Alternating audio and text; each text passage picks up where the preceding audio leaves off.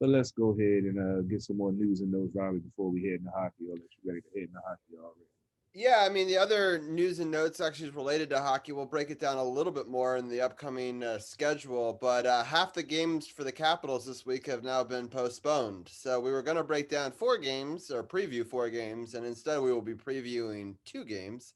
The Buffalo Sabres are still in a pause. You know, they're in COVID protocol. A lot of players. Either have come down with it or symptoms, and it's a mess over there for their team. And one thing that's interesting is the all the U.S. divisions. You know, there's three U.S. divisions: the West, Central, and East. They've all had stoppages and 23 out of the 24 American teams have had some COVID related instance where either a player's had to sit out a game or something. And the Canadian division seems to be doing a lot better. And so I don't necessarily know why that is. They're the same protocols supposedly for the whole team, but I don't know if that means the Canadian teams are following it better or if just local guidelines are better, so they're not catching it from outside people or what the deal is. But I thought it was really interesting. There's been no stoppage in the North Division whatsoever, and only I think three teams even had like single COVID instances. So compared to like 23 or 24. So I don't necessarily have data on why that is, but I thought it was an interesting statistic that I picked up this week. And two other games that were supposed to be in March and one in April, I believe, were moved into this month. So March 1st game was moved forward or back one day to the 28th, and then another game was scheduled next week on the 18th, which I think was also against Buffalo. So that game may also once again be postponed. It'll be interesting to see if the NHL tries to schedule something else this week for the Capitals, or if we're going to go from Tuesday to Sunday without a game. There's some talk. Our good friend Bernie brought up a great point that the opponent for Philadelphia is also in break. So maybe they can move one of the Philly Washington games from later in the season up to this week, and that would alleviate some congestion later in the schedule for both teams. So that way, when they have to reschedule some of these other games, there's not as many back to backs, which I think would make a lot of sense, right? We've already seen some of that in the league, games being moved forward and backwards. I don't know if they could reschedule a game with Philadelphia so soon to do something on like Thursday of this week. But I mean, Philly's not that far away from DC, and both teams were planning to play a game, this week anyway. So I think it's possible. I It'll mean, be it's it'll be possible, but I wouldn't have a problem with the Cats being off from Tuesday to Sunday because hopefully that can give them some time to fix some of the defensive issues that they're having. Because and get some injured players back and maybe off yeah, of COVID protocol too. so I mean, So it might not be a bad thing for them, especially at this point in the season. If it was later, then I'll be like, yeah, I'll be concerned. But with where it is right now, I really wouldn't mind, them getting that, and hopefully, the coach can get them in a better mind state instead of, losing these leads. We're going to definitely talk about that when we get in the capital story. right. So we'll break it down more than in just a second, but it'll be interesting to see if the long break would be good or bad. And one thing I just don't know the rules on. I know I thought that if you're in COVID protocol, you miss four games, but I wonder if those games get suspended, if that's like a certain amount of time. For example, Verana is out now, right? So if he was going to originally miss four games, that was this week, and then he could come back next week. Does this mean that he's got to miss more games next week, even if like the amount of time would have passed? I don't know the answer to this. They have Yeah, not. that's a good point. That's a good point.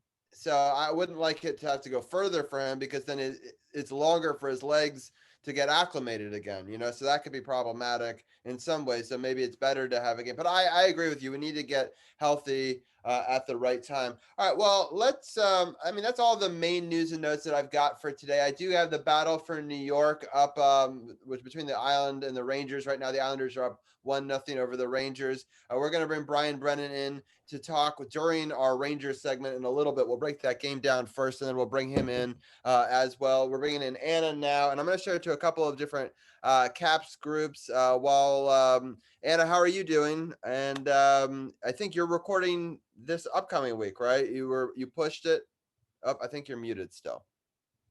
Yes. There you go. There we go. Show One it of in the these days feeling I'll for get this somebody that down. we don't need themselves. Double mute. This time it wasn't me. So yeah. That's true. I will take the blame. No, I'm doing great. It was a fun sports weekend, but I will say a little disappointing to start off with the Caps. Then I watched the PGA, which I know Carol could care less about, but that was kind of exciting. And then of course the Super Bowl.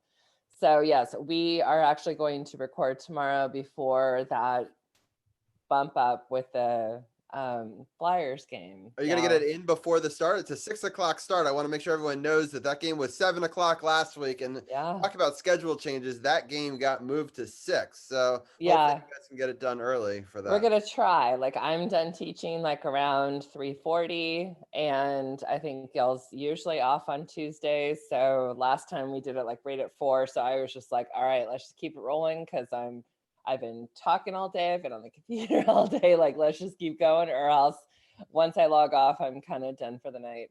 But yeah, so we'll see how that goes, and hopefully be able to squeeze it in. And I think he's done an awesome job of getting the shows out a lot faster than before. And I don't. Maybe it's because I'm watching the language just a little bit. A quick scoring update on the Battle of New York. The Islanders just scored with 6:40 left in the third to make it 2-0. It was a nice play into the zone, threw it in front of the net, and the man was there. Who was that? Martin. God damn Martin. I can't stand Martin. He was crashing the net, and the Ranger defenders were behind him, and he had a clear deflection right into the net. I can't stand Martin. Damn. All right, back to the Capitals. All right, so real quickly, we don't need to break it down too much, the game from last Monday, because we were on air and you could watch our face. And so if anybody wants to see a live recap of what it looks like to watch Caps fans watch a team collapse, check out last week's podcast, SportsOTHP.com. Got dropped by accident. And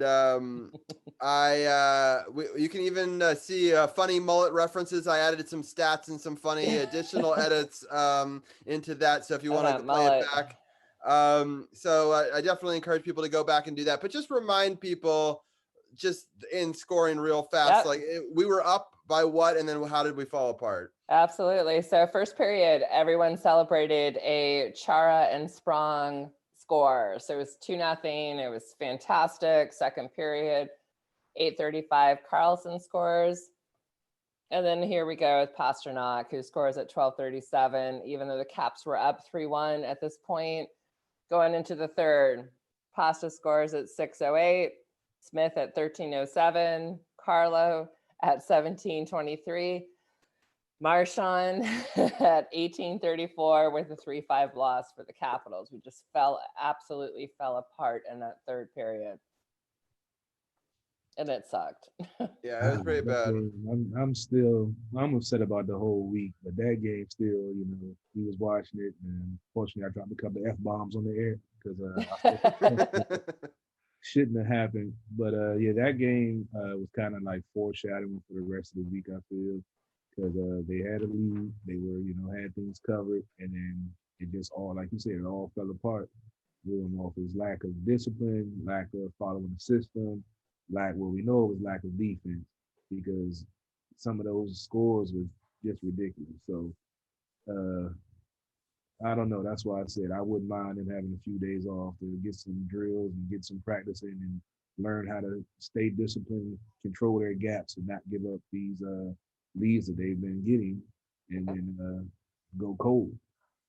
For sure. I don't think we need to break this game down anymore. Again, we recapped it. We had Gil's take and all that. So let's move on. I'm going to get your scoring take first on what happened in this Rangers game. We'll give each of our takes, and then we're going to bring Brian in after that to get which I'm sure he's like super excited. Right. I'm sure he's a little bummed right now being down 2-0 to the Islanders. So I'm sure there'll be like tempered excitement. Yeah. So exactly. Understood. So all right, let's break down the scoring in that game. Okay, so Rangers score first, and the only goal with a tip in at 1:41. Second period has the Rangers scoring at 9:15, and then at 18:57, Carl Hagelin gets his first goal of the season, assisted by Hathaway and Scarbosa. man, did he ever need that? Because I think, wasn't it like the game before he scored and they took it away? It didn't count. So good on Hags. Third period, Rangers score at 7:55. And about 3 minutes later, Ovechkin scores his third. There you go, fixing the jersey just in time. Assisted by Backstrom. But then we go, unfortunately, New York scores with an empty netter. And we have a 2-4 loss. I will say, as frustrating this game was, what really killed me was the penalty minutes.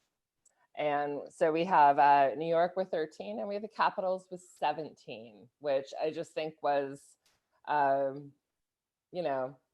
uncalled for, those impulse moves. And as I feel like I'm on this teeter with Nick Dowd, it's like, I think he's doing so great and that line is so tight and he knows what to do, and then he's in the penalty box. And then he redeems himself and he's in the penalty box, and I'm like, come on, guy, like, I need you to be a little bit more consistent out of the box. So that was my big frustration with this game, was those penalty minutes were just uncalled for. Well, Right. I definitely agree with the penalty minutes, but it's not just on down. A lot of players, I've seen TJ Oshie take a couple of dumb penalties in this last week or so. And that comes from frustration. Either it's from them not following what they're supposed to do, or the system isn't working the way it's supposed to. I don't know what it is, but when you have those penalties and, allowing other teams more and more chances to get back in the game and build the lead, that's just playing hockey backwards. It just doesn't make sense to do that when you build a lead and then keep on giving the team opportunities to come back to try to, overtake the game, especially when it's a momentum game. So it's frustrating. My thing with the Rangers game, when we spoke about it the week before previewing it, like I said, you can't sleep on any team, even though they were in the bottom of the division. Yep. He gave the Capitals a business that night. They outplayed them, they out-hustled them, and they just beat them. And like you said in football, any given Sunday, but in hockey, any given night, you can get beat by any team if you're not out there ready to play and do what needs to be done. And I think that's what we saw this week. That I don't know if it was what they weren't prepared or they didn't, I don't know what it was. It just looked like some bad hockey. That didn't look like no Capitals hockey to me. I agree. Yeah, I mean, obviously the highlight is Ovechkin getting his third goal, in the sense that it broke the tie, right? Because I think he was tied at that point with Gardner. And he's been playing pretty well. We'll talk about it a little bit more in the next game, but I have not been impressed by Orlov's return. I think missing Schultz in these games has been. Wait, can we hear that again? I know. Yes. I who have been Orlov's biggest defender on the show. I had to read that message twice, man. When you typed it, I did. Probably just throw Orlov under the bus. Well, Carol, and we'll have this debate a little bit more in a second with the next game, but Carol thinks there's potentially a system problem, and I think there's a defense problem and personnel problem, and I don't think it's the system's fault, because I thought that we played better without Orlov defensively with Schultz in, and that tells me that the system can work if the players are playing well within the system. So I think ever since that break really screwed up Orlov. I thought Orlov was playing okay this season before the COVID break for him, and I think he lost his legs and he's still trying to find himself. And I'm not saying, a lot of people are like saying trade him, and I'm not sure that's the answer. I think this year, more than any year, so many injuries and so many things are going to happen. So you're going to need as many bodies as you can have. So Orlov was part of that 2018 team. He's got that, championship caliber thing that you want. He played very well in that 2018. I don't necessarily need him to play amazing right now. I need him to play amazing at the end of the season and, in the playoffs. But I think if we're going to accurately assess, this team, the defense is laying, and Carlson hasn't been playing particularly great defense either. And we spend a lot more money on Carlson than we even do on Orlov. But those two guys are expensive and they need to show up. And, there's other I think Carlson was showing up in the beginning. I think that there was. These last two games, though, I think both of them had some major defensive lapses. Yeah, I agree. And I think I think it's funny. Well, it's not funny, but it's an interesting topic that on Power Play Facebook page, people talking about the vibe of the Capitals when, you know, the Russians were not there, and how the team rallied and how they had a positive vibe and how everything just seemed to really click, and they looked like they thoroughly enjoyed playing hockey at that time.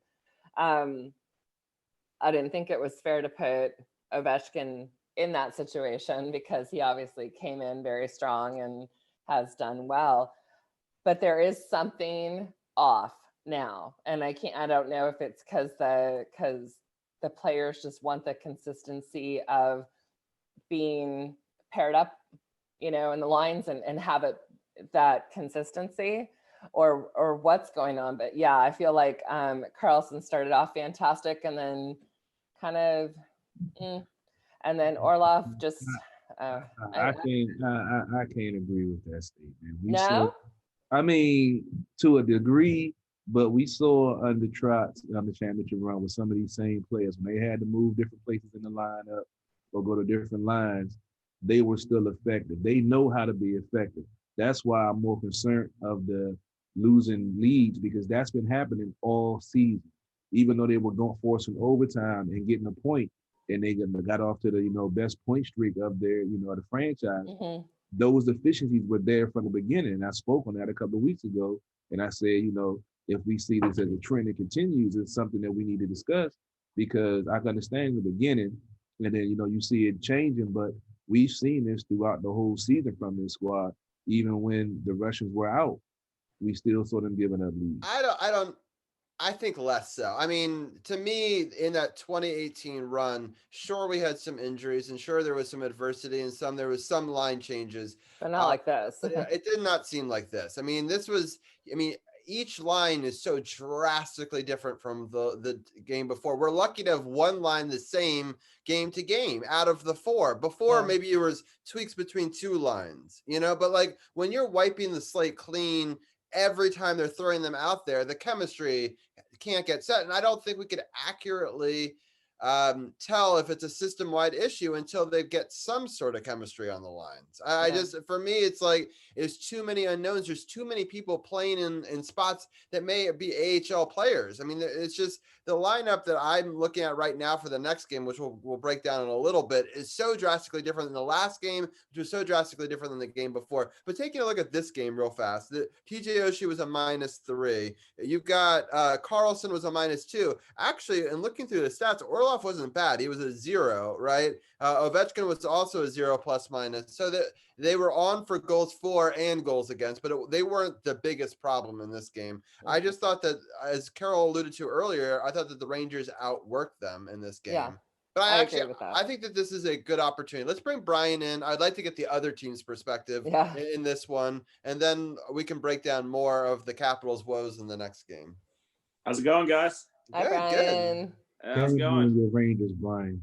Yes. I like that you're wearing blue, so it's very fitting. It's a Hartford Whalers shirt I'm wearing. Actually, it's keeping with the hockey theme. The Hartford Whalers are barely are older than you, Brian. What you know about the Hey man, I grew up in Connecticut. I've got love for the Whalers. Nice. I like that. All right, so I know that your game isn't going particularly well right now. No, it is not. It just ended, unfortunately. Yeah. Loss for the Rangers. Yeah. So, all right. Well, let's talk about this game. What were some of you thought it was a pretty good game, at least in our group chat. What sort of things did you take away, both from the Rangers' perspective, but also of the Capitals from an outsider perspective? I agree that there seems to be a lot of confusion with the Capitals, like the lines and everything. You were talking about how there seems to be some confusion with their defense and like how many players they're using. So there might be some struggles, I guess, now for the Caps, and it's showing in these last 3 games. But from a Rangers fan perspective, I absolutely love this win. I thought, the chemistry was really on point from the team. I was really happy for Anthony Bitetto. He scored his first Rangers goal, only the 3rd goal of his career. That was really awesome. And it was a beautiful goal, too, in the second period. I thought that was really wonderful. I was happy for him. And also the passing on Strome's second goal that made it 3-1 Rangers. Strome to Panarin, back to Strome. was absolutely beautiful. I think the chemistry on the Rangers has been absolutely great these last couple of games. They've been playing better hockey. You know, even tonight going into the third period, they were playing really well against the Islanders. It just unfortunately fell apart. The Islanders are, I think, a better team than the Rangers still. So, you know, and plus, you know, and like Carol was saying, any given night, anything can happen. But yeah, I was really happy. I was really happy the Rangers won this game against the Caps. I'm sorry, guys. No, it's fine. You don't ever be upset for being. I really should never apologize. It's just a problem I have. I apologize for everything. Right. But you're now apologizing for apologizing. There you yeah, go. exactly. But I was very, very happy with the Rangers win. Yeah. So ugly game for the Capitals. Right. Definitely. Yeah. So I don't know. Did you watch any of the Super Bowl game, the pre-game one, or did you not watch any the of that Flyers game? Yeah, I Yeah. actually watched a little bit of that. Yeah. So until the Knicks game started, I watched it. Yeah. That makes sense. Yeah. Do you have any just general thoughts on, you know, do you think there was, you know, I thought that the Capitals played well at times, especially early on when you were watching probably. Ovechkin looked good. Ovechkin had 4 points, right? He had 2 goals, 2 assists, right? That was pretty good. And there were some sick passes too. And we'll definitely in a minute break down all of them. But overall, I thought that they seemed to be playing well, but they just can't seem to put it together for 60 minutes. It's just the defensive lapses seem to come late in the games. And it's just, you know, we've seen, you know, last week where they had a horrible first period, but then a fine second and third, you know, and then there's times where we have a good first and second. We just can't seem to put 3 good periods together consistently. And it's just been interesting for sure. Well, Brian, I appreciate it. We'll bring you back in for Wizards talk in a few minutes, but I just wanted to get a little bit of a Rangers perspective and an outsider's perspective for some of that. And we'll also talk a little bit of Super Bowl in the second hour as well. I'm sure you have plenty of thoughts on that. Definitely. All right. We'll talk to you in a little bit. Sounds good. See you guys later. All right. So let's, Anna, why don't you break down the scoring in this Sunday game, Matt. Yeah. So yesterday we had Flyers Caps playing at noon. Eek. First period has the captain scoring his 4th with a power play goal at 11:11, assisted by Wilson and Eller. A little more than 5 minutes later, Tom Wilson scores his 5th, assisted by Backstrom, which happened to be his 10th assist, and Ovechkin with his 6th. That top line, I swear, that doesn't need to change. And then the Flyers close out the first to make it 2-1. Second period, Lawton scores at 2:29 to tie it up, and then Ovechkin scores 90 seconds later, assisted by Backstrom and Wilson. At 7:50, Hack scores for the Flyers, followed by the Van Riemsdyk at 16:36, not ours, the other teams. And Backstrom scores his 6th at 19:03, assisted by Ovi and Wilson. I don't know. Again, I'm just going to repeat myself. That top line is fantastic and does not need to be changed. Third period, all Flyers. Lawton gets his hat trick, and here we go with, I don't even want to say his name because he scored twice. He came back. 7-4 loss. It was man, rough. This is an incredibly frustrating game. And I think it shouldn't be, because it is a fast hockey. It is, you know, it's just that nonstop, it's aggressive. It's, you know, they're going to go out there and you want to say each team is given it 100%.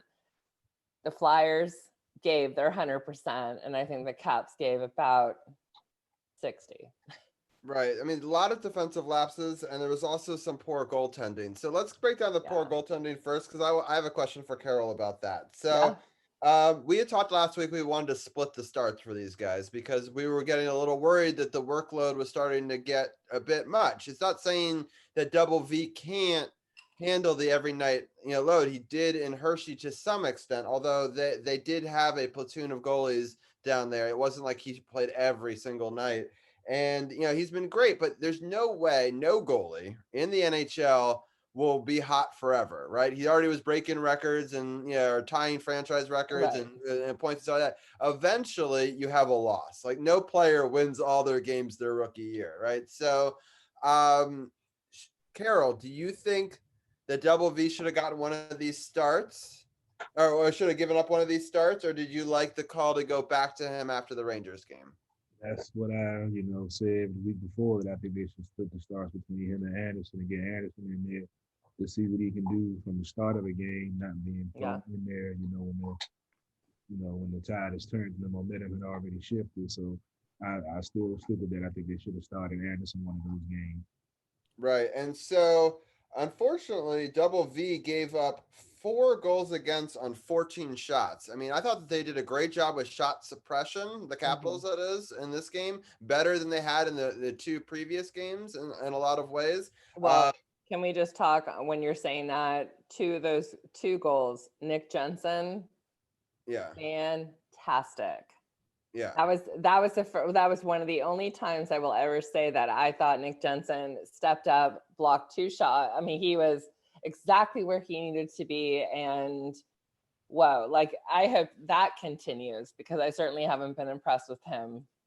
Right. And so it just wasn't Double V's night. And I just, I wonder if they waited too long to pull him. I just think that when the game got 3-3, maybe you do it, but I understand their hesitancy with that. It's easy to look back on it, but Craig Anderson didn't do any better, right? I mean, he's 75%. I mean, he had 2 goals against on 8 shots, but that's still not great either. And, at that point, Nicholas Backstrom did all that work to tie that game up. And so those 2 goals, and pretty much, I understand that he came in the second period, but he kind of came in with a fresh start in the sense of like the period was starting new, third period. We're tied, it's not the same thing as starting the game. So I understand what Carol's saying, but at the same time, if Anderson's trying to prove that he deserves a spot on this team, he needs to show up on this stage and prove that he could do that. I didn't think I thought some of those goals allowed were soft in some regards. But Carol, it was that Philly game was frustrating to watch, because like I said, they started off so well, and then you saw the tide turn, and it's like they did nothing to try to curb the momentum. I mean, Ovi had a highlight reel assist and a power play goal from the left side like he normally does, and he had a good game, but the whole team didn't, and we continue to, like you say, not see a full 60 minutes. They start out so well and then fall off, or they start out slow and then turn it up. You can't do that, especially in this short season, and you're playing these teams on a constant basis now, so there's no long layover of not seeing somebody. You're seeing them twice in 3 days or 4 days most times, and then you turn around and see them again. So they're going to do those same things that they did when you were laxing throughout the game, and wait for you to start laxing and then take advantage, which we saw with the Flyers, and we saw with the Rangers, and we saw with Boston all this. Right. I think the mental edge becomes so key. I think that there was a time where Capitals dominated divisions. Now the Southeast Division is not as hard as this current East Division, so I don't want to make any bones about it. It was a lot easier to dominate that division back then than it is today. I mean, of these 8 teams, I believe 6 of them made the playoffs last year. So it's a rough division. One thing our good friend Chris Levesque posted on the Power Play podcast page. He said Ovechkin recorded 4 points, 2 goals, 2 assists against Philadelphia, making it his 29th career game with at least 4 points. Ovechkin now has 12 points, 5 goals, and 7 assists in his last 8 games this season, and 7 points, 4 goals, and 3 assists in his last 4 games. So he's come back from the COVID thing. Yeah. On fire. I mean, he's absolutely very well. Ever any doubt? No, never any doubt. But it's still, I mean, even though he's incredible, even though it should surprise us any time that it happens, it should still be mentioned that that's not an easy feat to come back. And I mean, because Orlov is complaining that his legs weren't there and all that sort of stuff, and Ovechkin didn't have that opportunity. The Russian machine never breaks, bro. Yeah. Yeah. So I mean, Incredible stuff, though. I want to, it was a disappointing loss, but I don't think it should overshadow some of these incredible performances. I've gotten to go to a couple of these 4-point games in my life, watching him as a fan, and it's incredible to see. And it's a shame that there weren't fans in the stands to see something like that, because I kind of feel if we had gotten fans and Nicholas Backstrom had gotten us back into that game when we were down, and they had the fans to push them through the third period, it could have been a different game. I'm not saying it would have been, but like definitely the fan support is missing in these high energy, high intensity games, especially when you're at home. Like there isn't really much of a home ice advantage. And so I think that's obviously disappointing, but we're going to see this team again very shortly. And I really appreciate everybody for chiming in on the Facebook Live. One of the questions that was brought up by Tony was said, that do we think Oshie is going to play tomorrow? And then he says that he also agrees they got to play the 60 minutes, which I agree. Yeah. So we don't necessarily know. They don't necessarily tip their hat this early. I know it's not that early. It's a game tomorrow, but you probably won't know until we see morning skate tomorrow if he's going to have a chance to play. But the lines at practice today, right? So that's the information we have. We got Ovi, Nick, and Wilson on the top line, which they've been very effective. So I understand. Yeah, we don't need to change that. Hagelin, Dowd, and Hathaway move up to become our second line, which is interesting. Wow. And they've been actually, I think, one of our most consistent lines through the last 3 games. And so I like the fact that coach is giving them a promotion. They started pretty much on the 4th line, and they moved all the way up to the second line because they're working hard. That's, I think the coach is trying to reward some of that. We got Sherry, Eller, Carr as the 3rd line, Panic, Kuzi, and Sprong, which means that Kuzi is allowed to practice, which is a good sign because it must mean that he's off the COVID exemption list or they wouldn't allow him to practice. So, so hopefully, and maybe that's a way to kind of work him into the game because he's been out for a long time. It's going to be tough to throw Kuzi up on the top 2 lines right away. We saw what happened to Orlov. And Kuzi's no Ovechkin, right? So, and so we got Chara, Carlson, top line, Dylan, Trevor Van Riemsdyk as the second one, and Orlov Jensen as our 3rd pairing. And Siegenthaler Schultz is on the 4th pairing. But remember, Schultz is trying to get himself back into, being able to play again. Had the full mask and all that, I believe. It's like one of those things where once you see that, it's bad. And I think you had mentioned Chris Levesque before, and I think he had said that multiple teeth lost and fractured, like a fractured jaw or something. Yeah, so here's the quote. Schultz must have had a jaw or tooth deal a bit more severe than we thought. And Chris says he lost multiple teeth and had fractures. Yeah. So I mean, I gotta say, this shows the resolve of a hockey player, right? I mean, if a football player was missing teeth and had fractures in their face, I don't know if they're playing, right? Football, soccer, basketball, they're out. Well, soccer and basketball definitely out. Football maybe, but like, it amazes me. Carol, what is your reaction to hearing that? I mean, we all know hockey players. Hockey players are tough. They lose teeth. They, get hit with the puck, get hit with the stick. They love the game and they're passionate about it. There have been some football players that have played with a broken jaw before. It really doesn't happen in football that often, but there have been a couple of players that. But it got shattered by a puck. Like I just can't even straight. Yeah, he took it straight in the face. That joint was painful. I could see it just watching it, so I knew. But the fact that he went off on his own power and like it was nothing, that just tells he just skated off like, all right, let me go get some repairs. I'll be back. Right. And so he's got a full face shield going on, here, which I would want like a bubble or a huge. I'd just be like, don't touch, don't look at it, because I'd be petrified that it would happen again. Oh my God, hockey players are such badasses. Yeah. So anyway, so those are the lines as we currently see them. We don't know if Oshie will slate in. It wasn't a good sign that he didn't practice today. I wouldn't, especially if they're going to be out and they're not going to play another game this week and they could give him some more time to rest. I wouldn't be surprised if he sits out this next game too. But I mean, these lines are so drastically different than even what we saw yesterday. I was concerned though. I don't know if either one of you saw. So they were like hyping up the bromance between Oshie and Vrana recently in like an interview, and I don't even remember where I saw it. And then it was like the next day I saw Vrana's on the COVID.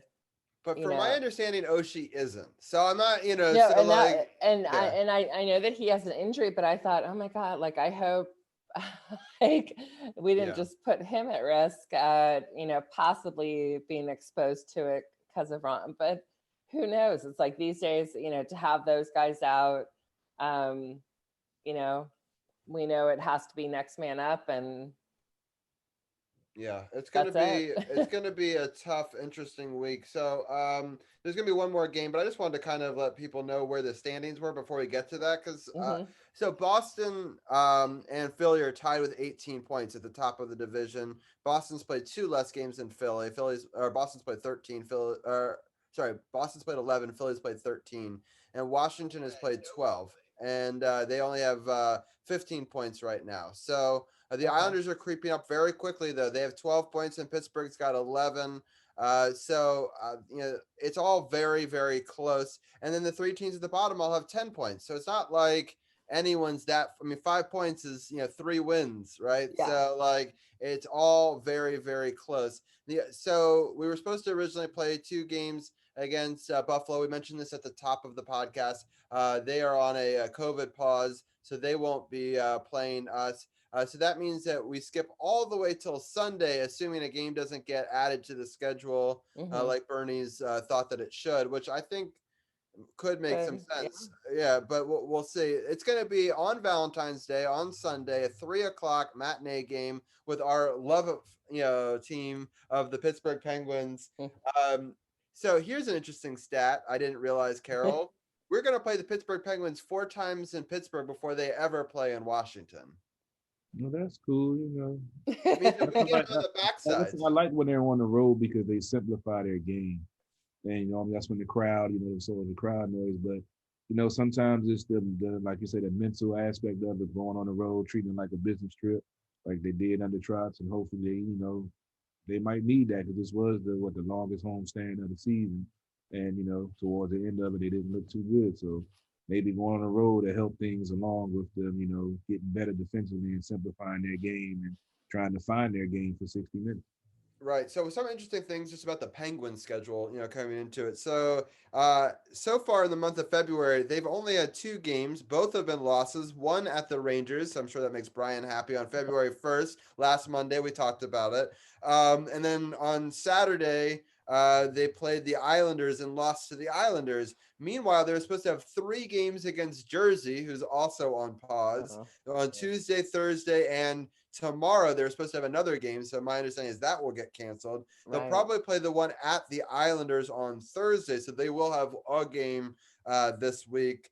And then they'll play the next 2 against Washington on Sunday and Tuesday. But they've had this sort of crazy schedule with games being shuffled around too. So it'll be interesting to see how they come off of a game versus the Islanders at the Island on Thursday. And then they have less of a rest than we do. And I don't know, sometimes that works to your advantage, sometimes it doesn't. Carol, what are some of your thoughts on that?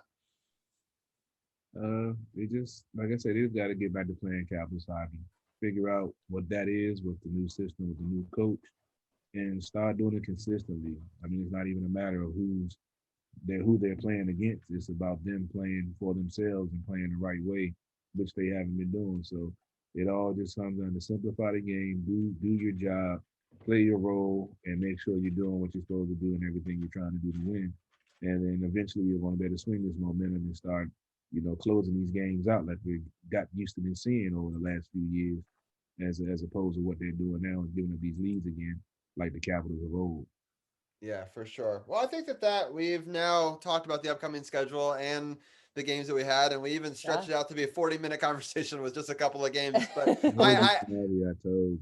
I know. It's always going to be like that. But, we love our Capitals. We really appreciate everyone for tuning in. I'll definitely do a simple cut of this and just chop up the clip and pop it up. I'm probably not going to do any fancy stats for this week. But, Anna, I know that you're recording tomorrow. So week, if people click on go sportsothp.com, click the podcast partners button, click the Power Play Point podcast, and they'll get that show. I'm sure it'll come out probably Wednesday or Thursday. I know Gil will have a little extra time to edit because it'll be a bit of a time until the next game. Right. If they don't reschedule something. Anything else? Any final statement before we let you go? No. Did you like the Super Bowl? Just real quick.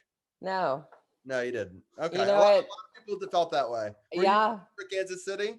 You know what? I've been a Tom Brady supporter for when he was in the Bay Area prior, like when all this was kind of happening, like he was a huge story, like this kid's going to become something. And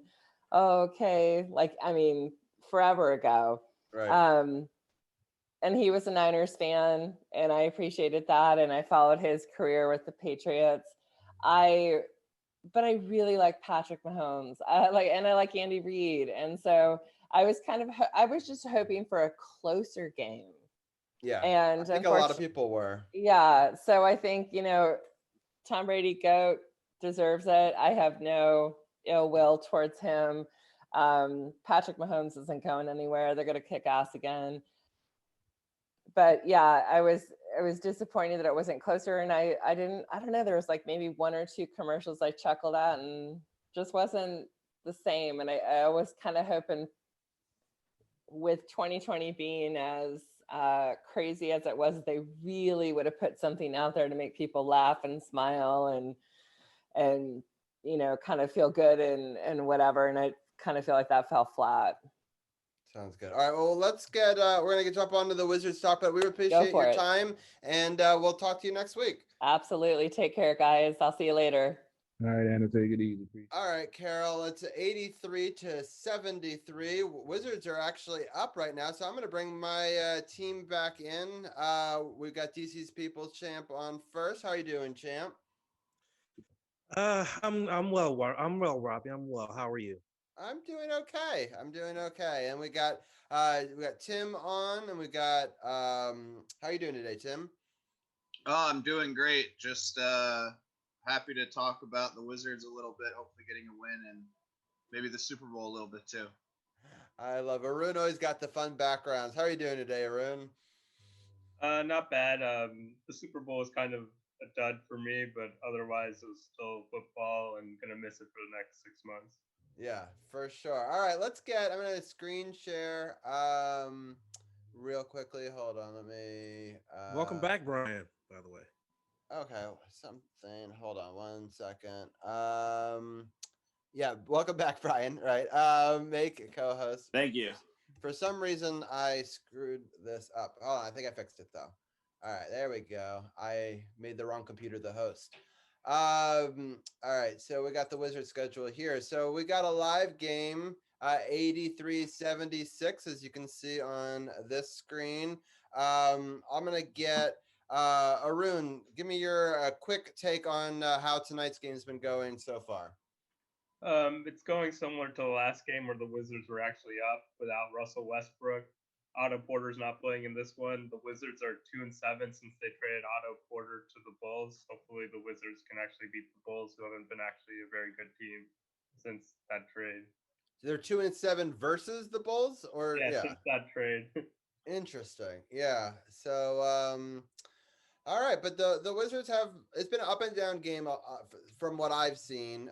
The Wizards took an early lead. Chicago came back. They seem to have built themselves a third quarter lead. Champ, any other thoughts on this one before we go back in time a little bit? Two things. One, it's funny how you can have a lead when you do a little something small, like, I don't know, play defense. And number two, it was good in the first half to finally see Davis Bertans make threes. So that's two of the keys to the reason why this team currently holds on to a 7-point lead right now. Right. And Bertans actually started this game, which he had not been doing. It was the first start of the season. Yeah. So Rui just was that an offensive foul? Hold on, let me it was a I don't know. I think he took the charge. I'm trying to he took the charge. He took the charge because Rui celebrated. He took the charge. You gotta just guess. Yeah, you gotta wait and guess. Yes. So okay, and it's hard to tell if he's excited or upset. So, but that was a good charge. All right. So, but it's been a good game. So we're limited on time because I know we've got a lot of football talk. And if any of you guys want to come back after Duchesne does his segment at 10:15 and continue football talk, you are welcome to. But we're gonna try to run through last week's games really fast. I'm gonna give each one of you guys a game to break down. I'm gonna just quickly just talk about the scoring and the overall, and then each of you can pick a game you want to talk about. So the first one was the Trailblazers. I mean, from the get-go, Portland came out and scored 40 points. Then the Wizards actually scored 40 in the second quarter, but they still allowed 35, so it wasn't enough of digging into that lead. Trailblazers scored 31 in the third. The Wizards kind of came back a little bit in the fourth, but by that point, it was just a rough game. It was just a bad game just overall, I thought, for the Wizards. Some of their leading scorers were Rui Hachimura, Bradley Beal. Bradley had 37, Rui had 24, Jenny had 13. And it wasn't necessarily a scoring problem. It was just the fact that they allowed so many points, which we've talked about all season. I mean, just look at how many scorers were in double digits, including Damian Lillard, put up a lot of points, Gary Trent Jr., Carmelo Anthony. I mean, that's terrible to have three scorers over 20 points and then three additional, scorers over 14 points. It's going to be hard to beat any team with that. And then the next game was against the Heat. And I thought that the Wizards played really well. For once, they played defense. They held a team to only 100 points. Bradley scored 32. We had a bunch of players in double digits, and they were able to hold the Heat basically to one hero, in Tyler Hero, and the rest they were able to kind of hold at bay. Which unfortunately, if we now go to the next game a couple nights later, they also played the Heat once more, and the Heat clearly wanted revenge. And from the beginning, they were way outscored. So I thought that I don't know. It sucks because whenever Russell Westbrook seems to play, we lose. Whenever he doesn't seem to play, we seem to have a chance to win. He's not playing tonight, by the way, and we seem to be doing pretty well. And there's all these arguments in Wizards forums on whether or not he makes the team better or worse. I mean, the record would say that he makes them worse, but obviously he's an MVP, so he shouldn't. So it just seems to play defense around him more, or they seem to play better defense when he's not on the court. So that's a little bit frustrating. So that was a pretty bad loss. And then the last one was against the Hornets, which I also felt wasn't a great loss, especially because some of these teams aren't that good. I mean, the Hornets are obviously better than the Wizards, but they're not an amazing team. The Wizards started off just down only 3 points after the first quarter, but in the second quarter, the Hornets outscored them by 14. Then they outscored them by 12 in the third. Then in the fourth, in garbage time, the Wizards kind of made a little bit of a game of it and were able to get 97 points. But by that point, the Hornets had scored 119. And unfortunately, I guess Bradley Beal's streak ended in the previous game. Is that right? Yeah. Of 25-point games, which he had broken Michael Jordan's record for most consecutive games with 25 points or more.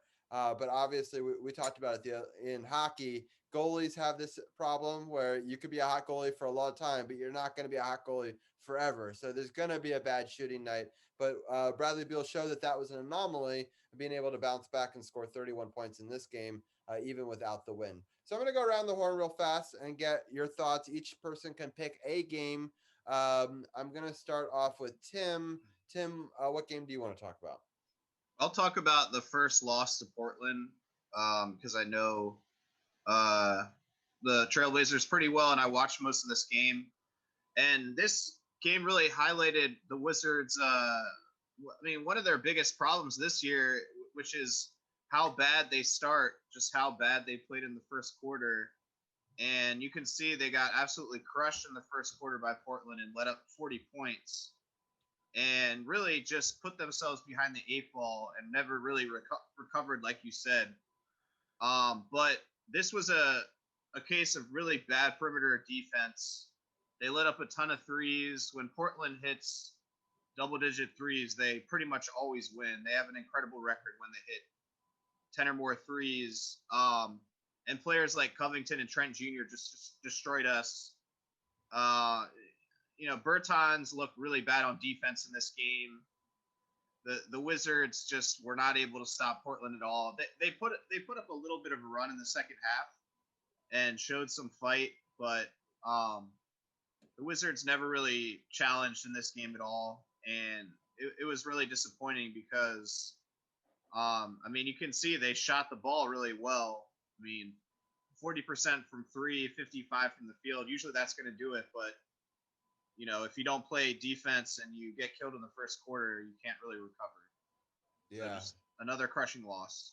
Speaking of defense, the Wizards are allowing a fair amount of points, and they're going a little bit cold here. So 11 minutes left in the fourth quarter. They're driving right now, and they miss that short basket. It's 83-80 right now. Washington's still up, but if he hits this three, which they luckily missed, it would have tied the game. So the rebound to the Wizards. We'll keep on an eye on that live game as well as talking about these games. I'm going to go next to DC's People's Champ, and I think he wants to talk about the Charlotte game. And why don't you talk about it? Right. So, okay, the Charlotte game was another example of why I said on last week's show when we talked about the Nets and Wizards game, how I said our defense is trash, but Brooklyn's defense is even more trash. And this was another situation where, once again, our defense was trash. You started Denny in the starting lineup along with Alex Len. They both started in the front court and were ineffective, and you didn't see them again for the rest of the game. They were done before the first quarter was done. Bradley Beal was able to get another 30-point game, which makes it his 130th point game of his career. That actually puts him third behind his fellow 2012 draft classmates, Anthony Davis and Damian Lillard, in terms of the most 30-point games in their careers.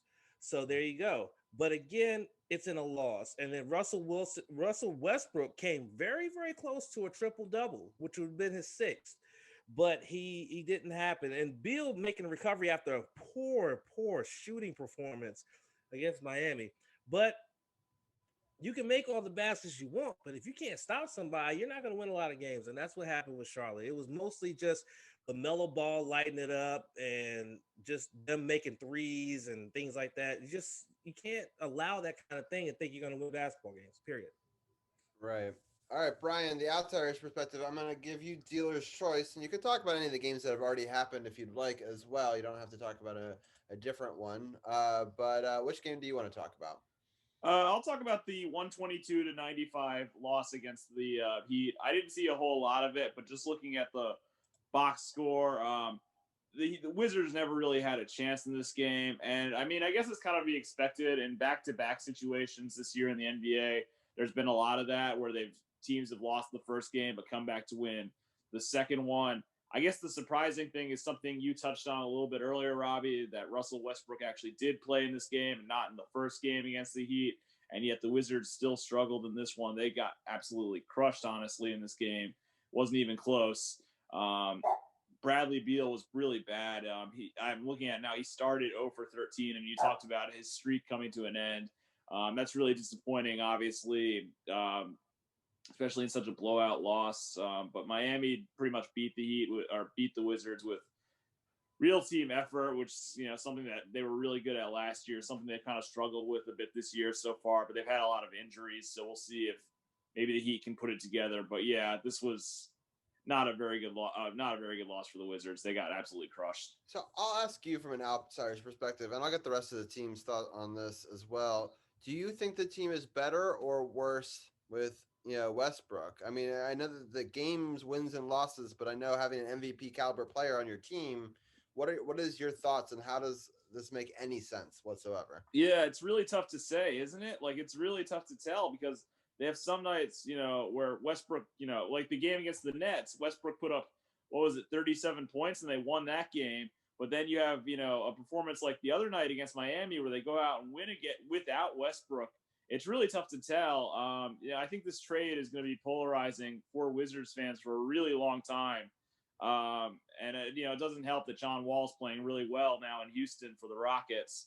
So I think this trade's going to be polarizing for a long time for Wizards fans, and it's really tough to tell. I honestly don't have a definitive answer. Do you think that if John Wall was put back into this team that they would have done better than what we're seeing with Westbrook, or do you think that it's just team defense and it doesn't matter who you put at a point guard? I don't know, honestly. John Wall's having a great season. You don't know if, the type of environment, and, maybe it would have been different. Maybe he really just needed a change of scenery from DC. Maybe this trade was for the best that they part ways. It's tough to say, honestly. I think they might honestly have more wins just because John Wall seems really determined coming back from this injury. He seems like he's, doing really well, and, it's good for him. But, I think the Wizards might have more wins if they did have Wall.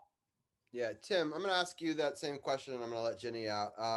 But do you think the team is better or worse with Westbrook in the lineup?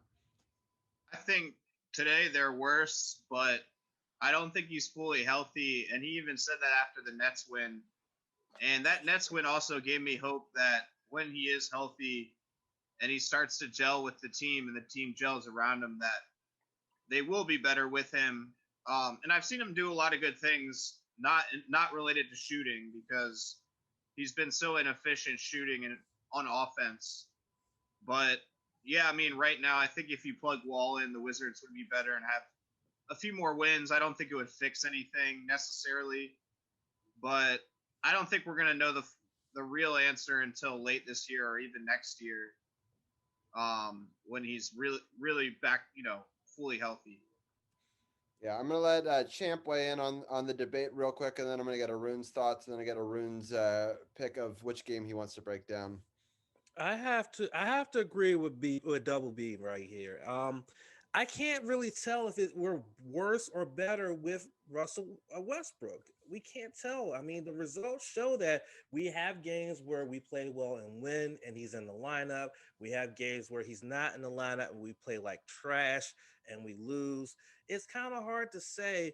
So I gotta agree with the consensus of the roundtable here. Well, most of the consensus of the roundtable that this is one of those trades that we really can't judge whether it's working or not based on what's going on with this season, especially with how unique the season is with all the COVID.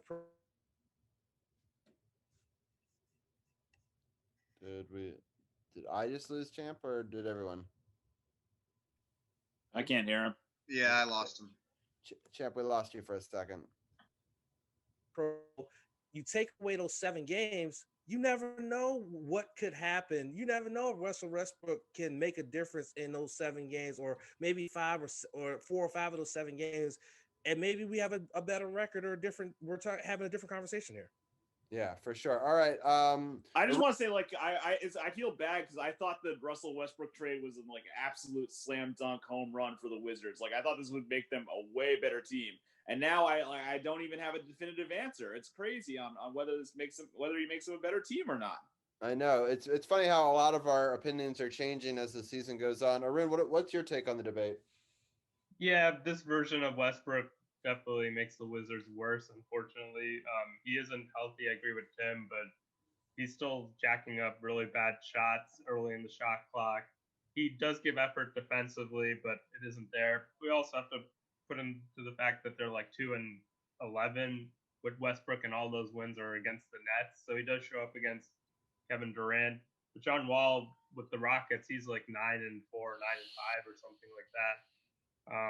And the Wizards did give up a first-round pick. The plus side is that this is the perfect year to tank because you can get a good draft pick. But on the downside, it's Bradley Beal might want out if the Wizards don't continue to show that they're going to be competitive. I think it actually has more to do with Bertans being pretty bad this year. He showed up also out of shape than can't put it all on Westbrook, and also Scott Brooks' rotations haven't made much sense. But overall, I think the team has been worse with Westbrook, but there's a caveat that maybe he's going to be healthier down the stretch. Yeah. And so I know the score says 91-84 on the screen, but it's actually 93-84 because Bradley Beal just knocked down 2 free throws. So that's that. All right, Arun, real quickly, what game did you want to break down before we talk about the week ahead? Yeah, I'll break down the win. Overall, the Wizards, they played pretty well defensively, or Miami just missed a lot of shots in that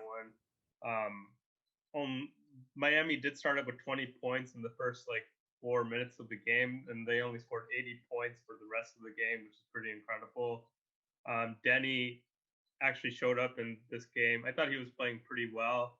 He was shooting 48% from 3 after this game. He hasn't hit a 3 since this game. Maybe that's why he got benched, although I think he would still ride it out a little bit. But Scott Brooks was complaining that certain players were not taking things seriously or watching game film. And he said players were playing too many video games.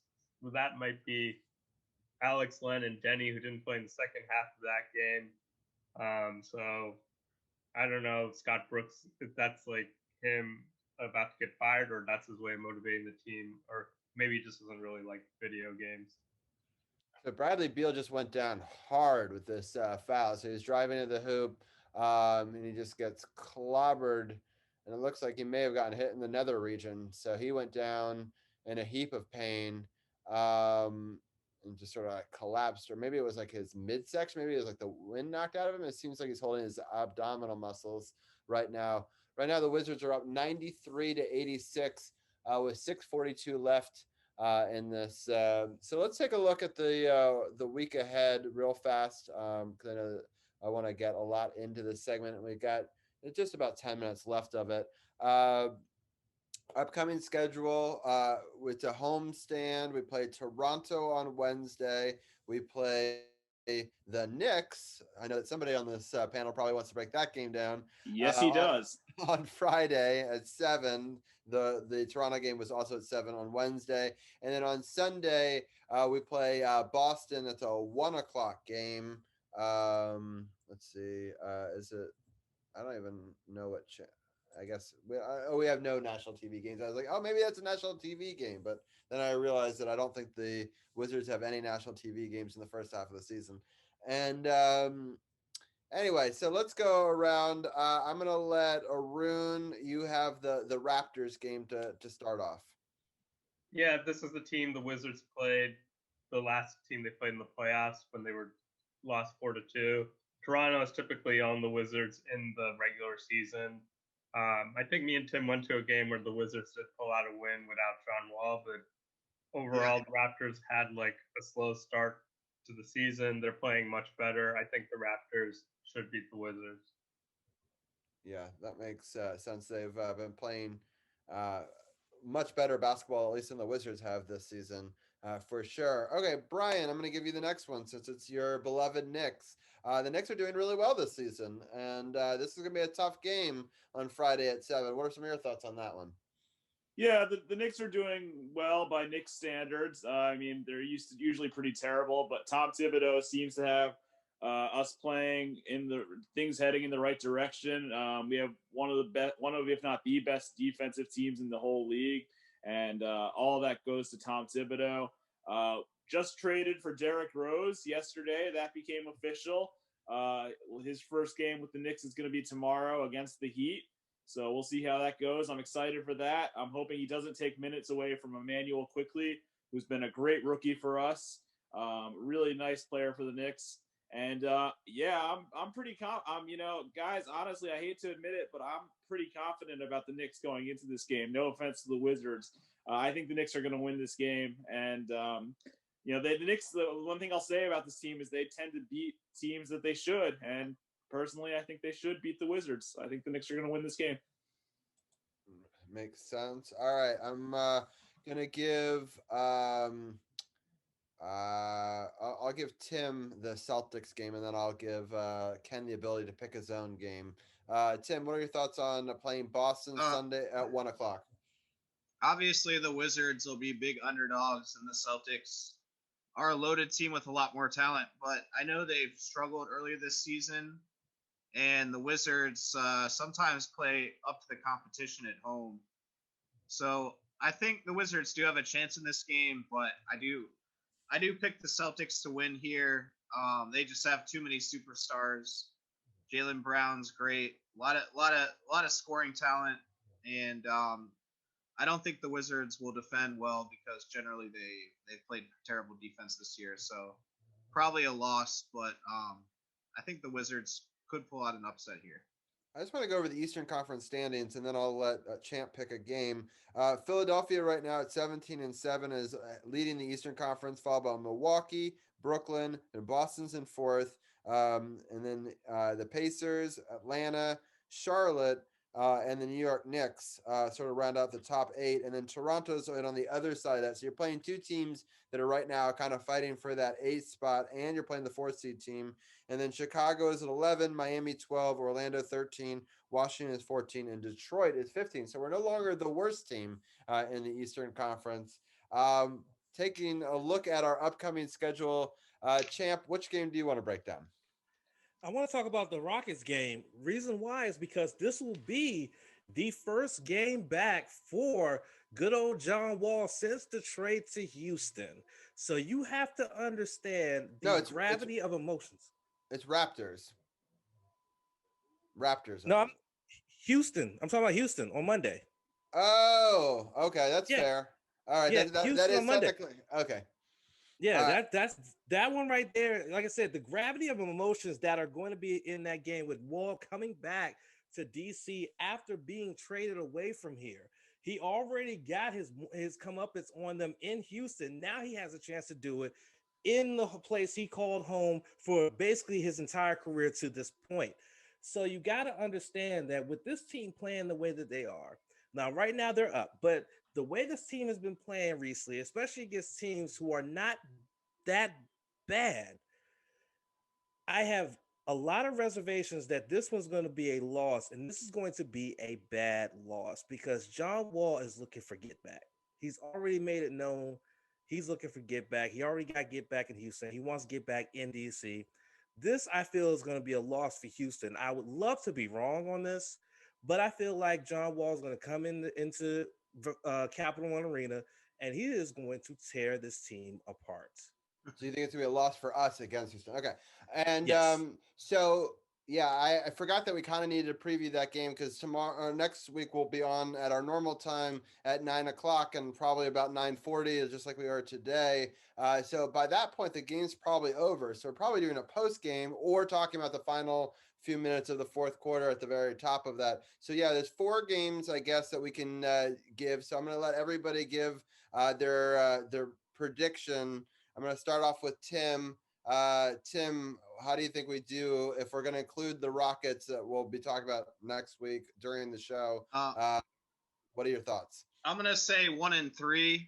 I've picked one win most weeks, and usually that's about right. For the one, I'm going to go ahead and say we're going to beat the Raptors. Why not? All right. Brian, what are you thinking on the record for the week? Yeah, sorry. I don't see the Wizards winning any of these games. I agree with Ken. John Wall's going to be out for blood in that game.